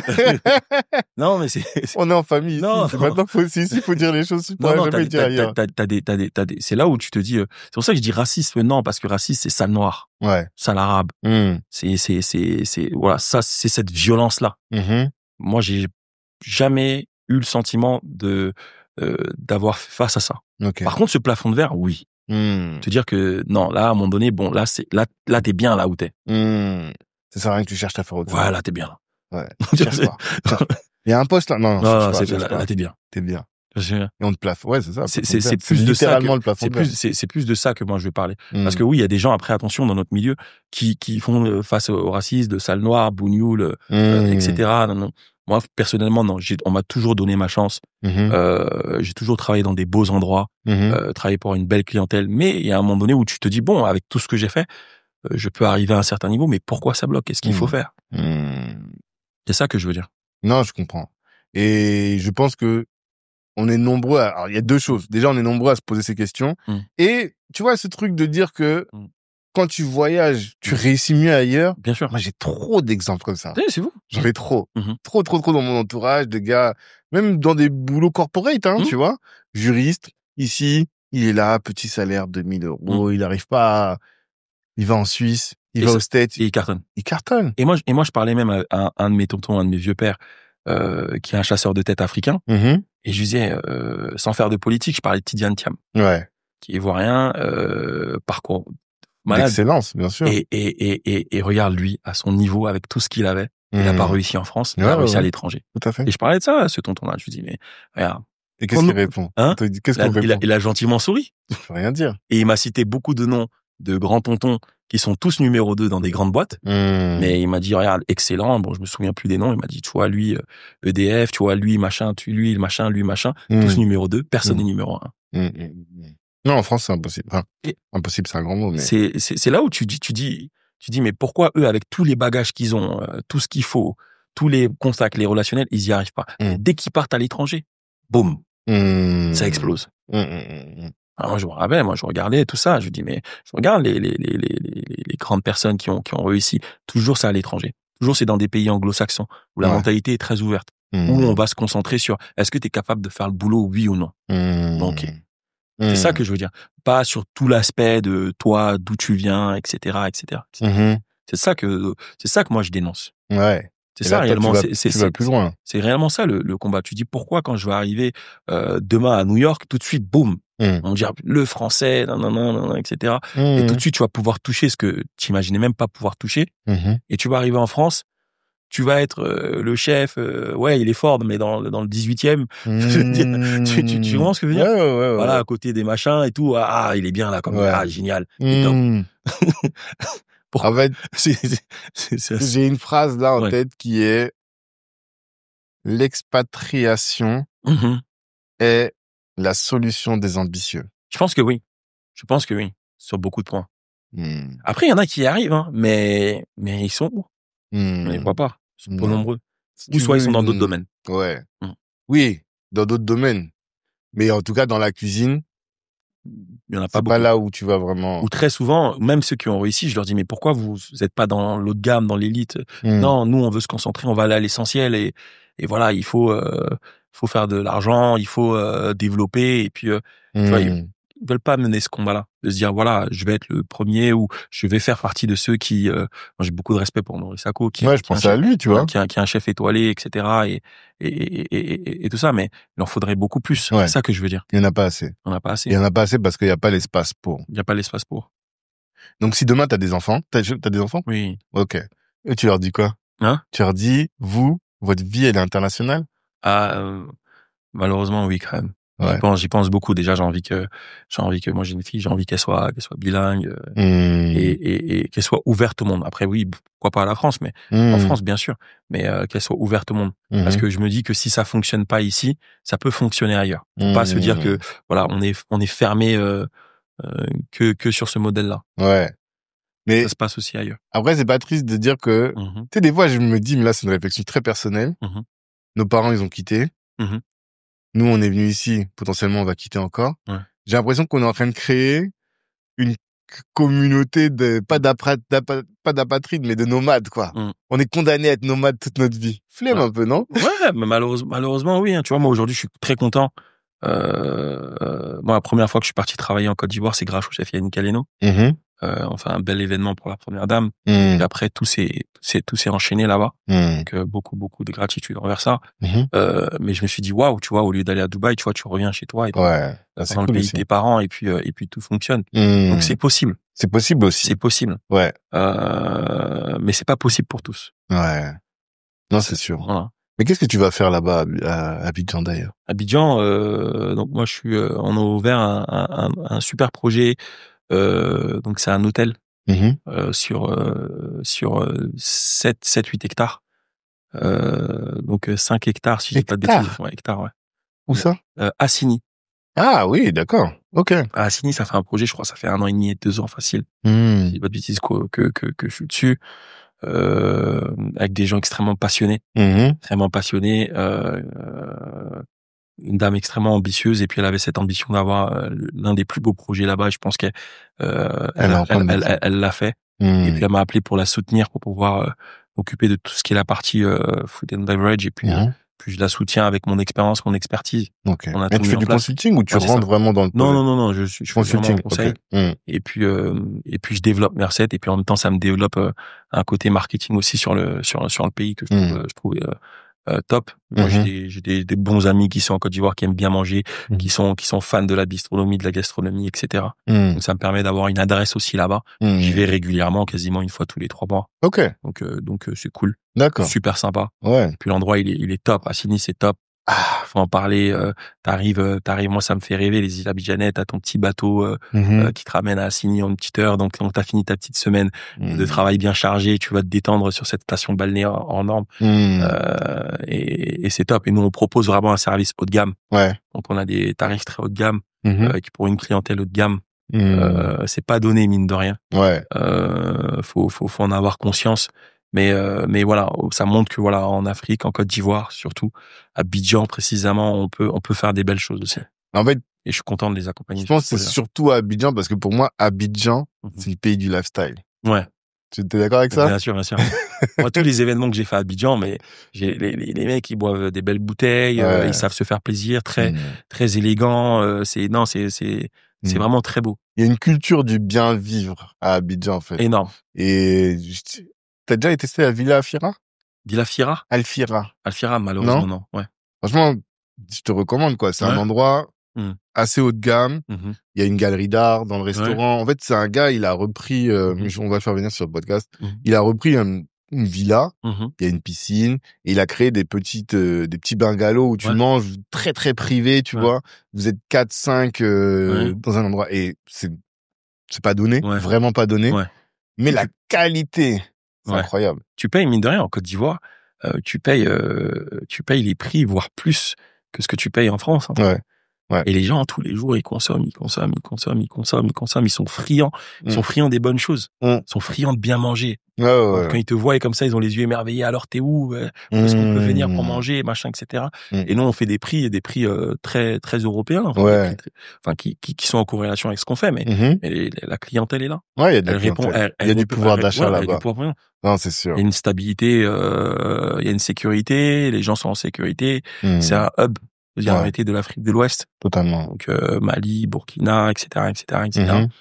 Donc, en vrai, moi, je suis très content d'avoir un point de chute là-bas. Très, très content. Mais après, maintenant, moi, j'ai envie de me concentrer, sur les Émirats et pouvoir réussir un beau projet sur les Émirats. Et c'est ce que je suis en train d'essayer de réaliser, là, sur les mois à venir. Ouais, parce que là, du coup, tu retournes aux Émirats. Aux Émirats, voilà, c'est ça. Pour faire quoi? Alors, je suis sur un projet, pour l'instant, malheureusement, c'est confidentiel. Ah, alors d'accord. on se parle. Ok. Sinon, j'aurais adoré en parler. Mais voilà, rester dans cette continuité-là et pouvoir développer la cuisine que j'aime, que j'ai envie de faire. Parce que je trouve que ce qui est bien sur les Émirats, c'est que c'est un carrefour. Du monde, hein, mine de rien. Tout le monde y passe quand tu vas en Thaïlande, quand tu vas en Asie. Beaucoup de Français, beaucoup de là. Et je m'y sens bien, en fait, aussi là-bas. Et donc, on cuisine des belles choses et puis j'ai envie de rester dans cette continuité. Et t'arrives à te connecter aussi avec la clientèle africaine? Bien sûr. Là-bas? Parce que je sais qu'on a beaucoup, mais... Il y a des vols, africains, il y a des vols, par exemple, ivoiriens, avec Emirates, Qatar Airways. Donc, t'as de tout. Dubaï, c'est vraiment, j'ai l'impression que personne n'est chez soi. Ah! Personne n'est chez soi. Il n'y a pas de Dubaïot. Tu vois pas les Dubaïot. Ils sont là, bien sûr. Oui, mais moins, ils sont 10%, et je pense que les étrangers, c'est 90% facile du pays. À ce point-là? Vraiment. Je me rendais pas compte. Non, vraiment. Donc, en fait, je pense que c'est ça qui fait que personne n'est chez soi. Ouais. Donc, du coup, tu peux pas te pointer du doigt, mais toi, t'es pas chez toi, mais toi aussi, t'es pas chez toi. Donc, Abidjan est un peu comme ça aussi, hein. Un peu, ouais. Pas autant. Mais, et d'ailleurs, c'est pour ça que ça me surprend beaucoup quand on parle d'ivoirité à Abidjan, parce que j'ai l'impression que c'est ultra international. En tout cas, ultra panafricain. Tu vois. Ouais. Après, l'Ivoirien est très chauvin, très fier aussi. Ouais. Donc je pense que c'est ça qui fait peut-être ce problème-là. Enfin, je le maîtrise pas bien, ce sujet, donc moi non plus. Mais je pense qu'au final, c'est cette fierté de dire moi je le suis, donc je dois bénéficier de certains droits que celui qui ne l'est pas, en fait, doit pas forcément bénéficier. Notamment, par exemple, un problème majeur, l'emploi. Pourquoi moi je ne travaille pas et qu'un étranger va arriver, va travailler. Totalement. Donc je pense qu'il y a aussi ça que je comprends. Si nous on est en France, les Français, nous on travaille pas et que des étrangers ils arrivent, ils travaillent, on va se dire mais on comprend pas. Nous on veut, c'est de ça qu'on se plaint nous aussi. Ouais. Donc quelque part je les comprends aussi, les gens qui vont avoir cette revendication là. Non, en fait mon propos c'était surtout de dire, parce qu'en fait je pense que les gens ne mesurent pas tant que tu n'y as pas été à quel point c'est une ville internationale. Bien sûr. Abidjan. Nous on a dans notre équipe 3 personnes qui sont parties s'installer à Abidjan sur les 3 dernières années, on va dire, et il y a aucun Ivoirien. Oui, c'est dingue. Et ça, mais tu sais, ça m'a vraiment réveillé. Et ce chef-là, qui me disait, oui, mais non, mais toi, tu sais pas, Abidjan. Il me dit, qu'est-ce qu'il me raconte? Ah ouais? Dans ma tête, moi, je lui dis, toi, tu y allais pas? Non, j'y allais pas. Ah. Il dit, mais il veut me renvoyer là-bas. Qu'est-ce qui se passe? Ah, c'est marrant. Et c'est quand je suis parti, je me suis dit, waouh, j'ai compris. Ah, j'ai compris. Ok. Avant, t'allais pas à Abidjan. Pas du tout. J'avais pas la vision. Pour le coup, j'avais pas la vision. C'est marrant, ça. J'avais vraiment pas la vision. Ce qu'ils ont mis en place, qui a été mis en place, c'est énorme. Vraiment, je vois des potes et j'ai l'impression, à un moment donné, il y a un espèce de quartier à Abidjan, là. J'ai l'impression d'être à Châtelet. Je vois, ah, mais t'es là, mais toi aussi t'es là. Mais c'est trop. C'est trop. Tu dis, mais... Non, c'est trop. Ah, t'es là, oui, j'ai lancé mon business. T'as ITC là-bas, là. Ouais, c'est ça. Oui. Exactement. Et tu dis, mais waouh! Et les mecs qui ont rien à voir. Là, j'ai vu un pote qui est antillais, qui a acheté son terrain. Tu dis, lui, il est antillais, il a acheté son terrain. Toi, t'es ivoirien, t'y es pas. T'as pas ton terrain encore. Tu te dis, non, c'est là où tu te dis, c'est très intéressant. C'est très intéressant. Mais une fois de plus, tu te dis, pourquoi on ferait pas ça en France? Tu vois? Ah, cette dynamique-là. Ouais. Tu vois? En fait, elle existe d'une certaine manière. Et je pense que tu peux pas t'en rendre compte parce que, en fait, je sais pas. Mais t'avais déjà entendu parler de Black Network avant? Malheureusement, non. Tu vois? C'est ça qui est surprenant. Et j'en parlais tout à l'heure encore. C'est que nous, c'est ce qu'on vit dans Black Network. Mais en fait, on est un peu dans notre microcosme, tu vois, avec les frères qui étaient là tout à l'heure de Nekao. Mais genre, nous, on est là, on fait du business, on s'appelle, dès qu'on a des opportunités, on partage. Ce qui fait qu'on vit un peu cette vie-là de, tiens, moi, je suis sur ça. Ah, lui, il loue son resto. Ah, lui. Mais c'est dans notre microcosme. Bien sûr. Tu vois? Effectivement, comme tu le dis, c'est pas répandu à tous, quoi. Non. Et il y a un gros travail à faire pour... Il y a un gros travail. Il faut que ça parle à tout le monde. Ouais, voilà. Il faut que ça parle à tout le monde. Il faut s'adapter aussi. Attention, il faut pas non plus se dire, il y a un plafond de verre et je vais pas m'adapter. Il faut savoir aussi s'adapter. Mais je veux dire que malgré tous ces efforts, ça reste compliqué. Non, ça reste compliqué. Ça reste compliqué et... De toute façon, je te comprends. Parce que, de toute manière, tu l'as vécu. Bien sûr. T'as fait combien d'années à l'étranger, là? Moi, en vrai, 10 ans sur Dubaï. 10 ans sur Dubaï. Avant, t'étais à Londres pendant 2 ans. Avant, j'étais à Londres pendant 2 ans. Après, j'étais sur Monaco 3-4 ans facile. Ouais, tu vois. Ouais. Ça fait, là, t'as fait presque près de la moitié de ta vie à l'étranger, quoi. Ouais. Et là, je suis revenu, j'ai fait cette année-là dans ce restaurant 3 étoiles, où j'étais très fier, très content de le faire. Mais voilà, tu te dis, voilà, j'ai envie de me développer moi en tant que chef, etc., etc. C'est le problème, je trouve, qu'on peut avoir ici. Ouais, j'entends. Et du coup, donc toi, t'as encore les mains dans le cambouis, entre guillemets, dans le sens où tu prépares encore. Bien sûr. Ah, par contre, moi, j'adore ça. Ouais. Avant tout. T'en feras toujours. Avant toujours, ouais. Moi, c'est pour ça que je dis souvent, peu importe ce que tu fais, hein, peu importe le statut que tu as, peu importe l'évolution que tu as, consultant, machin, ce que tu veux, je peux t'appeler machin chouette. À la fin de la journée, ce que j'aime, moi, c'est cuisiner. Ouais. Voilà. Toi, parce que tu disais tout à l'heure que à la fin de la journée, faut absolument que les gens goûtent de la bonne nourriture. En fait, faut aller. Moi, j'aime bien aller à l'essentiel. Après, je peux te ramener dans un bel endroit, je suis machin. Moi, je veux que quand tu t'assois, est-ce que t'as bien mangé? Parce que c'est ça au final. Est-ce que t'as bien mangé? Quel est le plat qui t'a le plus marqué? Et quand tu vas me dire oui, je me rappelle de ça, ça veut dire que t'as réellement passé un bon moment. Tu vas pas me dire oui, le cadre il est beau, il est joli. Bon, tu te rappelles même plus de ce que t'as mangé. Non, parce qu'à la fin, je suis cuisinier. Ouais. Non, tu le restes. Donc je trouve que c'est important de rester sur l'essentiel, sur les fondamentaux. Et quelque chose qui m'intéresse particulièrement, moi souvent, c'est dans la mesure où vous êtes des grands experts en tant que cuisinier et que vous vous mettez du cœur à la tâche pour, tu vois, progresser régulièrement. Est-ce que tu as des rituels pour t'améliorer, tu vois, pour travailler ta technique? Comment est-ce que tu fais ça? Ou bien c'est juste le fait de préparer qui fait que tu t'améliores? Ah non, moi je me fous dans la merde, moi. Ah ouais? Ouais, je suis un barjot. C'est-à-dire, tu vois, un exemple bête, venir sur Paris, je fais mes dîners et puis le chef me propose de le rejoindre sur Paris pour venir dans le 3 étoiles et moi j'en avais pas fait à ce niveau de la compétition et je me dis mais je sais que là je vais arriver là, je vais me casser les dents. Ouais. Mais je vais sortir beaucoup plus fort. Et je pense que c'est ça, c'est ce côté-là en fait de cette remise en question qui fait qu'au final tu t'améliores. Ouais. Maintenant, je me suis rendu compte sur le coup, je m'en rendais pas compte. Et quand je me suis remis à cuisiner maintenant à mon compte, j'ai vu la différence de ma vision du détail. Je dis ah là j'ai compris. Et en fait, j'hésiterai pas à le refaire peut-être. Bon, j'espère pas. Mais t'as ce côté où c'est très important de se remettre en question. Ouais. Tu vois, il y a un moment donné, tu tournes un peu en rond, t'es dans ta zone de confort, et sortir, dire je vais aller quelque part où je sais que je maîtrise moins. Ouais. Je sais que je maîtrise moins. Je sais que là, je serai pas le boss. Je serai pas, voilà, je vais pas maîtriser. Je serai pas dans ma zone de confort. Je vais pas leur sortir un truc et puis ils vont dire ah ouais, non, bravo, non. Moi, ce que j'entends au-delà de maîtriser moins, enfin, derrière maîtriser moins, c'est ce que les gens ils disent toujours, mais finalement on voit pas trop ce que ça veut dire. Mais c'est ça, c'est sortir de sa zone de confort. Sors de ta zone de confort. C'est-à-dire, et mon rêve même, ou plutôt quand je commence à sortir de ma zone de confort, je me dis putain, le jour où cette zone-là rentrera dans ma zone de confort, je serais trop bien. T'es trop bien, tu vois. Mais ça va demander quand même de se casser bien les dents. Faut être un peu maso, quoi. Faut être un peu maso. Mais aujourd'hui, ce que j'aime beaucoup, tu vois, de ce que ça m'a réellement apporté, de une certaine vision en fait de la cuisine que je n'avais pas avant, beaucoup plus délicate. C'est-à-dire beaucoup plus de précision. C'est-à-dire qu'avant, il y avait des choses que je faisais, je trouvais c'était moins délicat, il y avait moins de subtilité. Et je trouve que le 3 étoiles, ça t'apporte vraiment cette vision, cette pureté, en fait, que je ne pouvais ne pas avoir dans ma cuisine avant. Est-ce qu'on peut dire que la bouffe la nourriture, la gastronomie française. C'est ça sa spécificité. Justement, d'avoir de la finesse dans les goûts par rapport au reste. On est d'accord, non? Franchement, pour le coup, on est trop fort. C'est-à-dire qu'on aime tellement se plaindre, tu vois, qu'en fait, on est tellement exigeant. En fait, on est trop fort. Ça, et c'est indéniable. La qualité qu'on a en France, je pense pas que tu peux l'avoir ailleurs. J'ai l'impression. Non, vraiment, c'est même pas une impression. C'est sûr et certain. Plafond de verre, c'est une histoire. Oui, c'est un sujet. C'est un sujet. Mais ça, en France, non, on est trop fort. La cuisine française, même le luxe en général. En France, on est extrêmement fort. On est dans un détail, en fait, qui est énorme.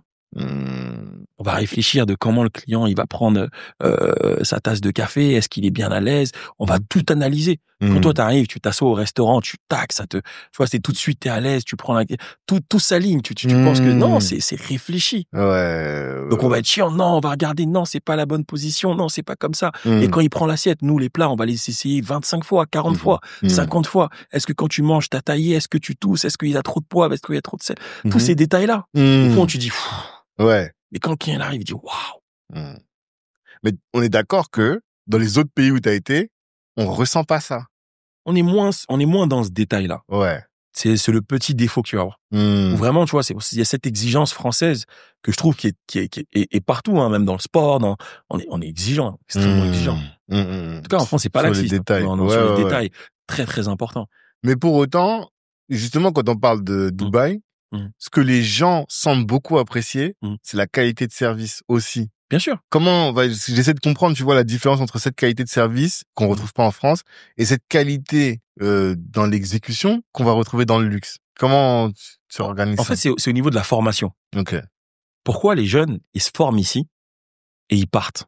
C'est parce que la formation, elle est top ici. Voilà. Tu vas travailler dans un restaurant, pour nous, un restaurant étoilé ici en France, ça n'aura pas la même valeur qu'un restaurant étoilé à l'étranger. Sans dénigrer quelconque pays. Mais il y a ce côté formation qu'on va avoir en France, moi je trouve qui est vraiment très bien. Qui est vraiment très bien. D'accord. Maintenant, c'est pourquoi le talent, il doit partir. Ça, attention, c'est notre problématique. Et pourquoi le talent, c'est pas tous les talents, mais je pense que même pour les blancs, tu vois, si t'appartiens pas à une caste, ça va être la même problématique. Bien sûr, tout le monde en souffre. Tout le monde en souffre, je pense. C'est pour ça que je dis plafond de verre, ça veut pas dire c'est que pour les Renois. Non, c'est pas que pour les Renois. C'est pour le rebeu, c'est pour le Chinois, c'est pour le Chinois qui veut faire de la cuisine française, c'est pour le rebeu qui veut faire de la cuisine française, c'est pour or qui se sent français à 100% et fier, chauvin, ce que tu veux. Mais c'est ça en fait que je veux dire. Non, mais moi je vais même plus loin en fait, parce que en fait qu'est-ce qui fait qu'on a du luxe? Une fois je suis allé dans la maison Louis Vuitton qui est à Asnières, tu vois. Et donc là, c'est vraiment le siège de Louis Vuitton où ils ont gardé vraiment la première usine et tout. Et la qualité les qualités qu'ils retrouvent, c'est parce que ils vont t'expliquer toute l'histoire du truc, de le vrai monsieur Louis Vuitton, sa première malle, comment il l'a fait, tu vois. Donc c'est des gens qui valorisent beaucoup l'histoire. Bien sûr. Et dans l'histoire, il y a aussi le fait que c'est des gens qui ont un patrimoine, tu vois, qui s'entretient d'année en année, de génération en génération, et c'est les mêmes familles qui restent en fait, tu vois. Ce qui fait que si toi t'es un monsieur Dupont, je sais pas, qui a pas une ancienneté patrilinéaire depuis très longtemps, quand t'arrives là, personne te calcule en fait, tu vois, et on va te fermer les portes aussi, je pense. Ça c'est partout ça. C'est pour ça que le réseau est très important. Savoir s'entourer, c'est très important. Je pense que moi, tout ce que j'ai pu réaliser, c'est parce qu'à un moment donné, j'étais entouré par des personnes qui croyaient en ce que je faisais. Tout à fait. Et qui m'ont donné cette chance-là pour pouvoir le faire. Et comment tu fais? Parce que là, c'est un autre sujet. Comment tu fais pour entretenir ton réseau? C'est une belle question. Comment je fais? Faut être soi, faut aller vers les gens, faut aimer les gens. Je pense que une amitié, qu'elle soit amoureuse, professionnelle, ça s'entretient. Mais comment? Ça s'entretient en toujours le petit message qu'il faut, faire le petit événement qu'il faut à un moment donné pour pouvoir remettre un peu les gens au goût du jour. Moi, c'est comme ça que je fonctionne. C'est-à-dire que si ça fait, si par exemple ça fait 6 mois que je suis pas parti à Dubaï, je vais y aller, je vais faire un petit événement, ça va pouvoir permettre de réunir un peu tous mes clients, tous mes contacts, etc. autour d'un bel événement.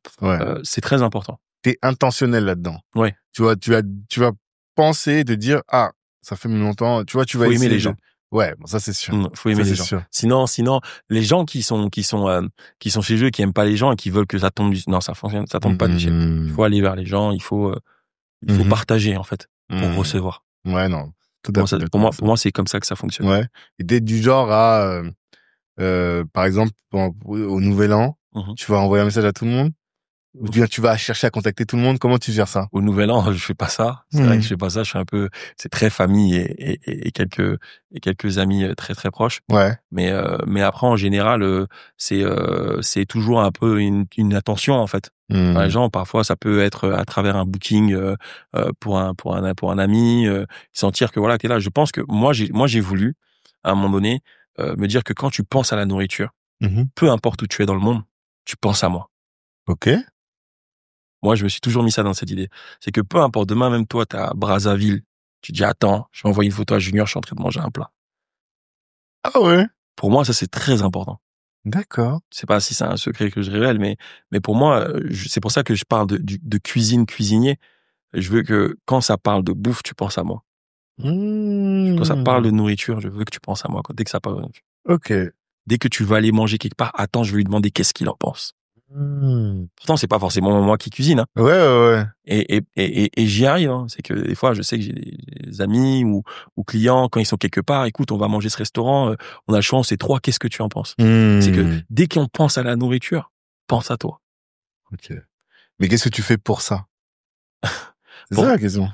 Qu'est-ce que tu fais pour ça? Bah, en fait, ta passion, en fait, elle vraiment, elle transpire que ça fait qu'au final, comme quand t'as un ami chanteur, comme t'as un ami sportif, en fait, il faut que ta passion, elle t'anime tellement qu'au final, les gens, ils ont envie de la partager avec toi. Ouais, je vois. Oui, très très bien. Je pense que c'est réellement ça, c'est ta passion, c'est que tu sais que le gars il est passionné, donc voilà, tu vas lui montrer ce plat parce que tu sais qu'il est passionné, il va te dire exactement les ingrédients qu'il y a à l'intérieur, ou il va te dire, son avis compte. Ouais. C'est ça. Ah, hyper intéressant. Et pour moi, ça c'est très important. Okay. Et ça, en plus, je l'ai appris à travers un grand homme qui gère le luxe, voilà, qui voulait à chaque fois qu'une personne, quand elle porte du haut de gamme, qu'elle pense à lui. Et je lui dis, mais en vrai, il faut faire la même chose avec la cuisine. Ouais, totalement. Et en fait, c'est ça qui te permet, parce que tout le monde, c'est ton personal branding, en fait, tu vois. Et tu essaies de te dire quelle marque tu veux laisser chez l'autre. Et toi, t'as choisi que ce soit la cuisine. Parce que t'aurais pu très bien, même si t'es dans la cuisine, pour avoir autre chose, dire, moi, j'ai une passion pour la photo, par exemple. Mais non, toi, c'est ton métier. Voilà. Et il faut que ça te colle vraiment à la peau et à ton identité. Moi, je veux que tu me connaisses parce que je fais de la bonne nourriture. C'est ça qui m'intéresse. Non, et je me dis, quand tu dis, voilà, je vois Junior, ah oui, je vais bien manger. Quelqu'un qui fait de la bonne nourriture. Non, je pense que t'as déjà fait ça, je pense, hein. Pour que ce soit un pâtissier, tu vois, il fait de la belle pâtisserie. Pas que c'est beau, il est connu parce que je l'ai vu sur les anges ou je l'ai vu machin. Bon, d'accord, c'est très bien. Et l'essentiel, c'est quoi de ton métier? L'essentiel de mon métier, moi, c'est de bien manger. Non, c'est intéressant. Et pour moi, voilà, c'est ça. Et ça, tu l'as conscientisé à quel moment? J'en ai pris conscience il y a 8 ans en arrière. Ok. En fait, quand tu commences à cuisiner de plus en plus pour des gens importants, tu dis, OK, quelle image t'as envie de laisser aux gens? Est-ce que t'as envie de laisser de quelqu'un qui est pas rigoureux? T'as envie de laisser quelqu'un qu'est-ce que t'as envie de laisser comme image? Et j'ai vu aussi l'impact, en fait, l'émotion que ça procure aux gens. Un jour, je me rappelle, j'étais à Lyon. Ça m'avait marqué. Ça m'a vraiment marqué la vie. Une dame, elle m'arrête. Je marche dans la rue avec sa bague. Belle bague à la main. Si, c'est toi, t'es Junior, je te connais. Bon, moi, je la regarde, je fais semblant de m'en rappeler, je me rappelle pas. Et elle me dit, attends, elle sort son téléphone, elle scrolle. Tu m'as invité dans ta cuisine, tu m'as offert le fameux traffolcino avec mon mari, t'as pris soin de nous. Moi, je m'en rappelais pas du tout. Ouais. Et ça l'a marqué. Mais t'as laissé un souvenir impérissable chez cette femme. Et en plus, on était venu sur Dubaï pour comment ça s'appelle, pour notre lune de miel. Et elle te racontait le truc dans le détail. Et toi, tu dis, bon. Mais t'as marqué les gens. T'as marqué les gens. Et si je me souviens, c'était ça, il y avait de la truffe, il y avait ça, elle te dit la recette du plat. Et tu te dis, voilà l'image que j'ai envie de laisser aux gens. Ouais. Voici ce que j'ai envie de laisser. C'est pas, t'es grand, on a pris une bonne photo, machin, ou t'es beau, ou t'es vilain. Non, c'est, waouh. L'émotion que tu nous as donnée, en fait. Totalement. Parce que t'as été naturel, tu t'as donné une émotion et t'as partagé. Partage, passion, patience. Ouais. Les 3 P. Ok. Ouais. La méthode, c'est les 3 P. On va retenir les 3 P de Junior. Ok. Non, mais c'est fort. Non, mais, et c'est vraiment ça. C'est l'émotion, c'est le partage que tu donnes aux gens. Ok. Et, les anges, comment t'as atterri là-bas? C'était en fait un ami en fait que je connaissais depuis longue date. C'est fait vraiment au hasard en fait, qui savait qu'en fait ils avaient tourné les anges pendant le Covid sur Dubaï. Du coup, il m'a contacté, il m'a dit écoute, on a besoin de quelqu'un qui puisse bien s'exprimer ou faire une belle recette. Et vu que on parle beaucoup de toi en bien. Donc en fait les gens quand ils sondent, qu'est-ce que t'en penses? Bah, ils ont eu que des bons retours. Ils m'ont dit, tu es la personne qu'il faut. Puis à l'époque, j'avais un restaurant où les gens me voyaient énormément. J'étais vraiment exposé. Et donc, du coup, naturellement, ça s'est fait. Et, parce que, moi, perso, les anges, pour moi, ça paraît une bonne réputation. Bien sûr. Tu vois? Bien sûr. Donc, si demain, pour une raison X ou Y, les anges venaient à m'appeler, faudrait vraiment motiver pour que j'y aille. Qu'est-ce qui fait que là, t'as accepté? Bah, en fait, en vrai, ce qu'on m'a demandé de faire, c'est simplement de leur apprendre une de mes recettes. Ouais. Voilà. D'adapter une de mes recettes, de la faire au plus simple, et de leur apprendre à faire une recette. Moi, je me suis dit, écoute, c'est une mise en valeur sur ce que je fais. J'ai pas le sentiment de faire n'importe quoi ou, voilà. Donc, moi, ce que j'ai fait, c'est que j'ai proposé une recette, à des candidats de télé-réalité et qui reproduisent cette recette. Après, c'est parti un peu dans tous les sens. Ah ouais? Mais parce que voilà, c'est une émission de télé-réalité, donc c'est très animé. Bah, la finalité, c'est moi j'étais content parce qu'au final j'ai proposé une recette et puis je les ai jugés à travers le plat qu'ils ont fait. Donc ça aurait pu être eux, comme ça aurait pu être aussi une autre émission. Ouais. Moi, ce qui est essentiel pour moi, c'est que je n'ai pas transgressé ce que je fais. Donc voilà. Demain, si je dois aller je ne sais où pour faire un plat tant que je fais le plat réellement que je dois le faire et que moi je reste toujours en corrélation avec mon métier de cuisinier, pas de problème. Après si ça c'est pas dans mon domaine, par exemple aujourd'hui je suis là parce qu'on va parler de mon métier. Si je vais parler d'autre chose, ça m'intéresse pas. Moi, c'est cuisiner qui m'intéresse, c'est la cuisine qui m'intéresse. Moi je comprends. Et quel impact ça a eu sur ton activité? Un bel impact parce que ça m'a permis de m'exposer. Les gens se sont intéressés à moi. Encore plus à moi. Donc ça a accentué, j'ai reçu peut-être 300, 400 messages facile. Vraiment de gens, je t'ai vu à la télé. Et même moi, c'est pour ça que je dis, j'étais étonné, les gens qui m'envoyaient des messages. Les gens, mais jamais de ta vie, tu dis, regarde ça. Ouais. Jamais de ta vie, tu dis, regarde ça. Sérieux. C'est mignon, quoi. Des gens très, très sérieux. Oui, mais je t'ai vu à la télé, ou mes enfants, ils t'ont vu, machin, elle arrête pas de me parler de toi. Elle me dit, mais si, oui, toi, on part au restaurant, c'était le... Donc au final, ça a mis encore plus en lumière, en fait, à un moment donné, t'as été dur avec eux, tu vois, c'est ce que je disais. Ah ouais. Et ça a encore mis plus en lumière ce que je faisais. Donc c'était une belle exposition. Même s'il y a mieux, mais c'était une belle exposition. C'était profitable. Profitable. En tout cas pour moi, oui, ça c'est sûr. D'accord. Et donc aujourd'hui l'Afrique c'est Abidjan. Oui. Qu'est-ce que t'as d'autres velléités, d'autres ambitions d'aller dans d'autres pays, de découvrir d'autres pays ou... Moi j'aimerais bien monter plus tard, pourquoi pas un groupe. Beaucoup plus costaud et puis avoir des restaurants un peu partout dans le monde. Un groupe de restauration. Un groupe de restauration et monter une cuisine d'auteur. C'est quoi une cuisine d'auteur? Une cuisine beaucoup plus voilà, qui parle réellement de mon histoire, mon parcours. Au fur et à mesure, donc pourquoi pas vraiment en avoir aux États-Unis. Voilà, vraiment, ça c'est quelque chose qui me plairait énormément. Comme ce que tous les grands chefs font, quoi. Ouais. Donc avoir un restaurant mère, pour ma part, j'aimerais beaucoup sur les Émirats. Ok. Et puis ensuite en avoir un petit peu partout et puis superviser un petit peu le tout. Sur et maintenant sur le continent. Moi je me dis bon, c'est le côté où je me dis bon, je suis d'origine africaine, il y a le Congo, il y a le Cameroun, t'as le Sénégal, t'as tous ces pays là qui sont énormes, une belle clientèle. Il y a pas beaucoup de chefs qui y vont. Pourquoi pas tu vois, au lieu de faire les États-Unis ou d'autres pays, pourquoi pas être ça peut être intéressant. Donc là je démarre sur la Côte d'Ivoire avec ce projet là. Comme j'ai dit, voilà, le Congo très bientôt, et puis pourquoi pas continuer comme ça. Puis arriver dans les 5 prochaines années, parce que c'est des choses mettent du temps, avoir vraiment une belle palette de restauration sur l'Afrique. Oui, j'aimerais bien. Ok. Je sais pas si tu sais, mais les entrepreneurs, et je pense que dans votre métier vous n'êtes pas épargnés du tout, sont particulièrement exposés aux problèmes de santé mentale. Comment est-ce que tu fais pour te préserver? J'aime bien couper, en fait. Moi, je préserve énormément ma vie privée. Je partage beaucoup de choses sur mes réseaux, mais ma vie privée, je la garde. En fait, c'est mon petit côté où j'arrive à la maison, voilà, je suis moi, je danse, je rigole, je passe des bons moments en famille. Je trouve que c'est important. En fait, quand tu te déconnectes, c'est important aussi de pouvoir déconnecter, pour pouvoir bien te ressourcer. Ok. Parce que si à la maison je suis encore dans ce rôle, comme je dis, voilà, rigueur, machin, tu t'en sors pas. Je pense que c'est là où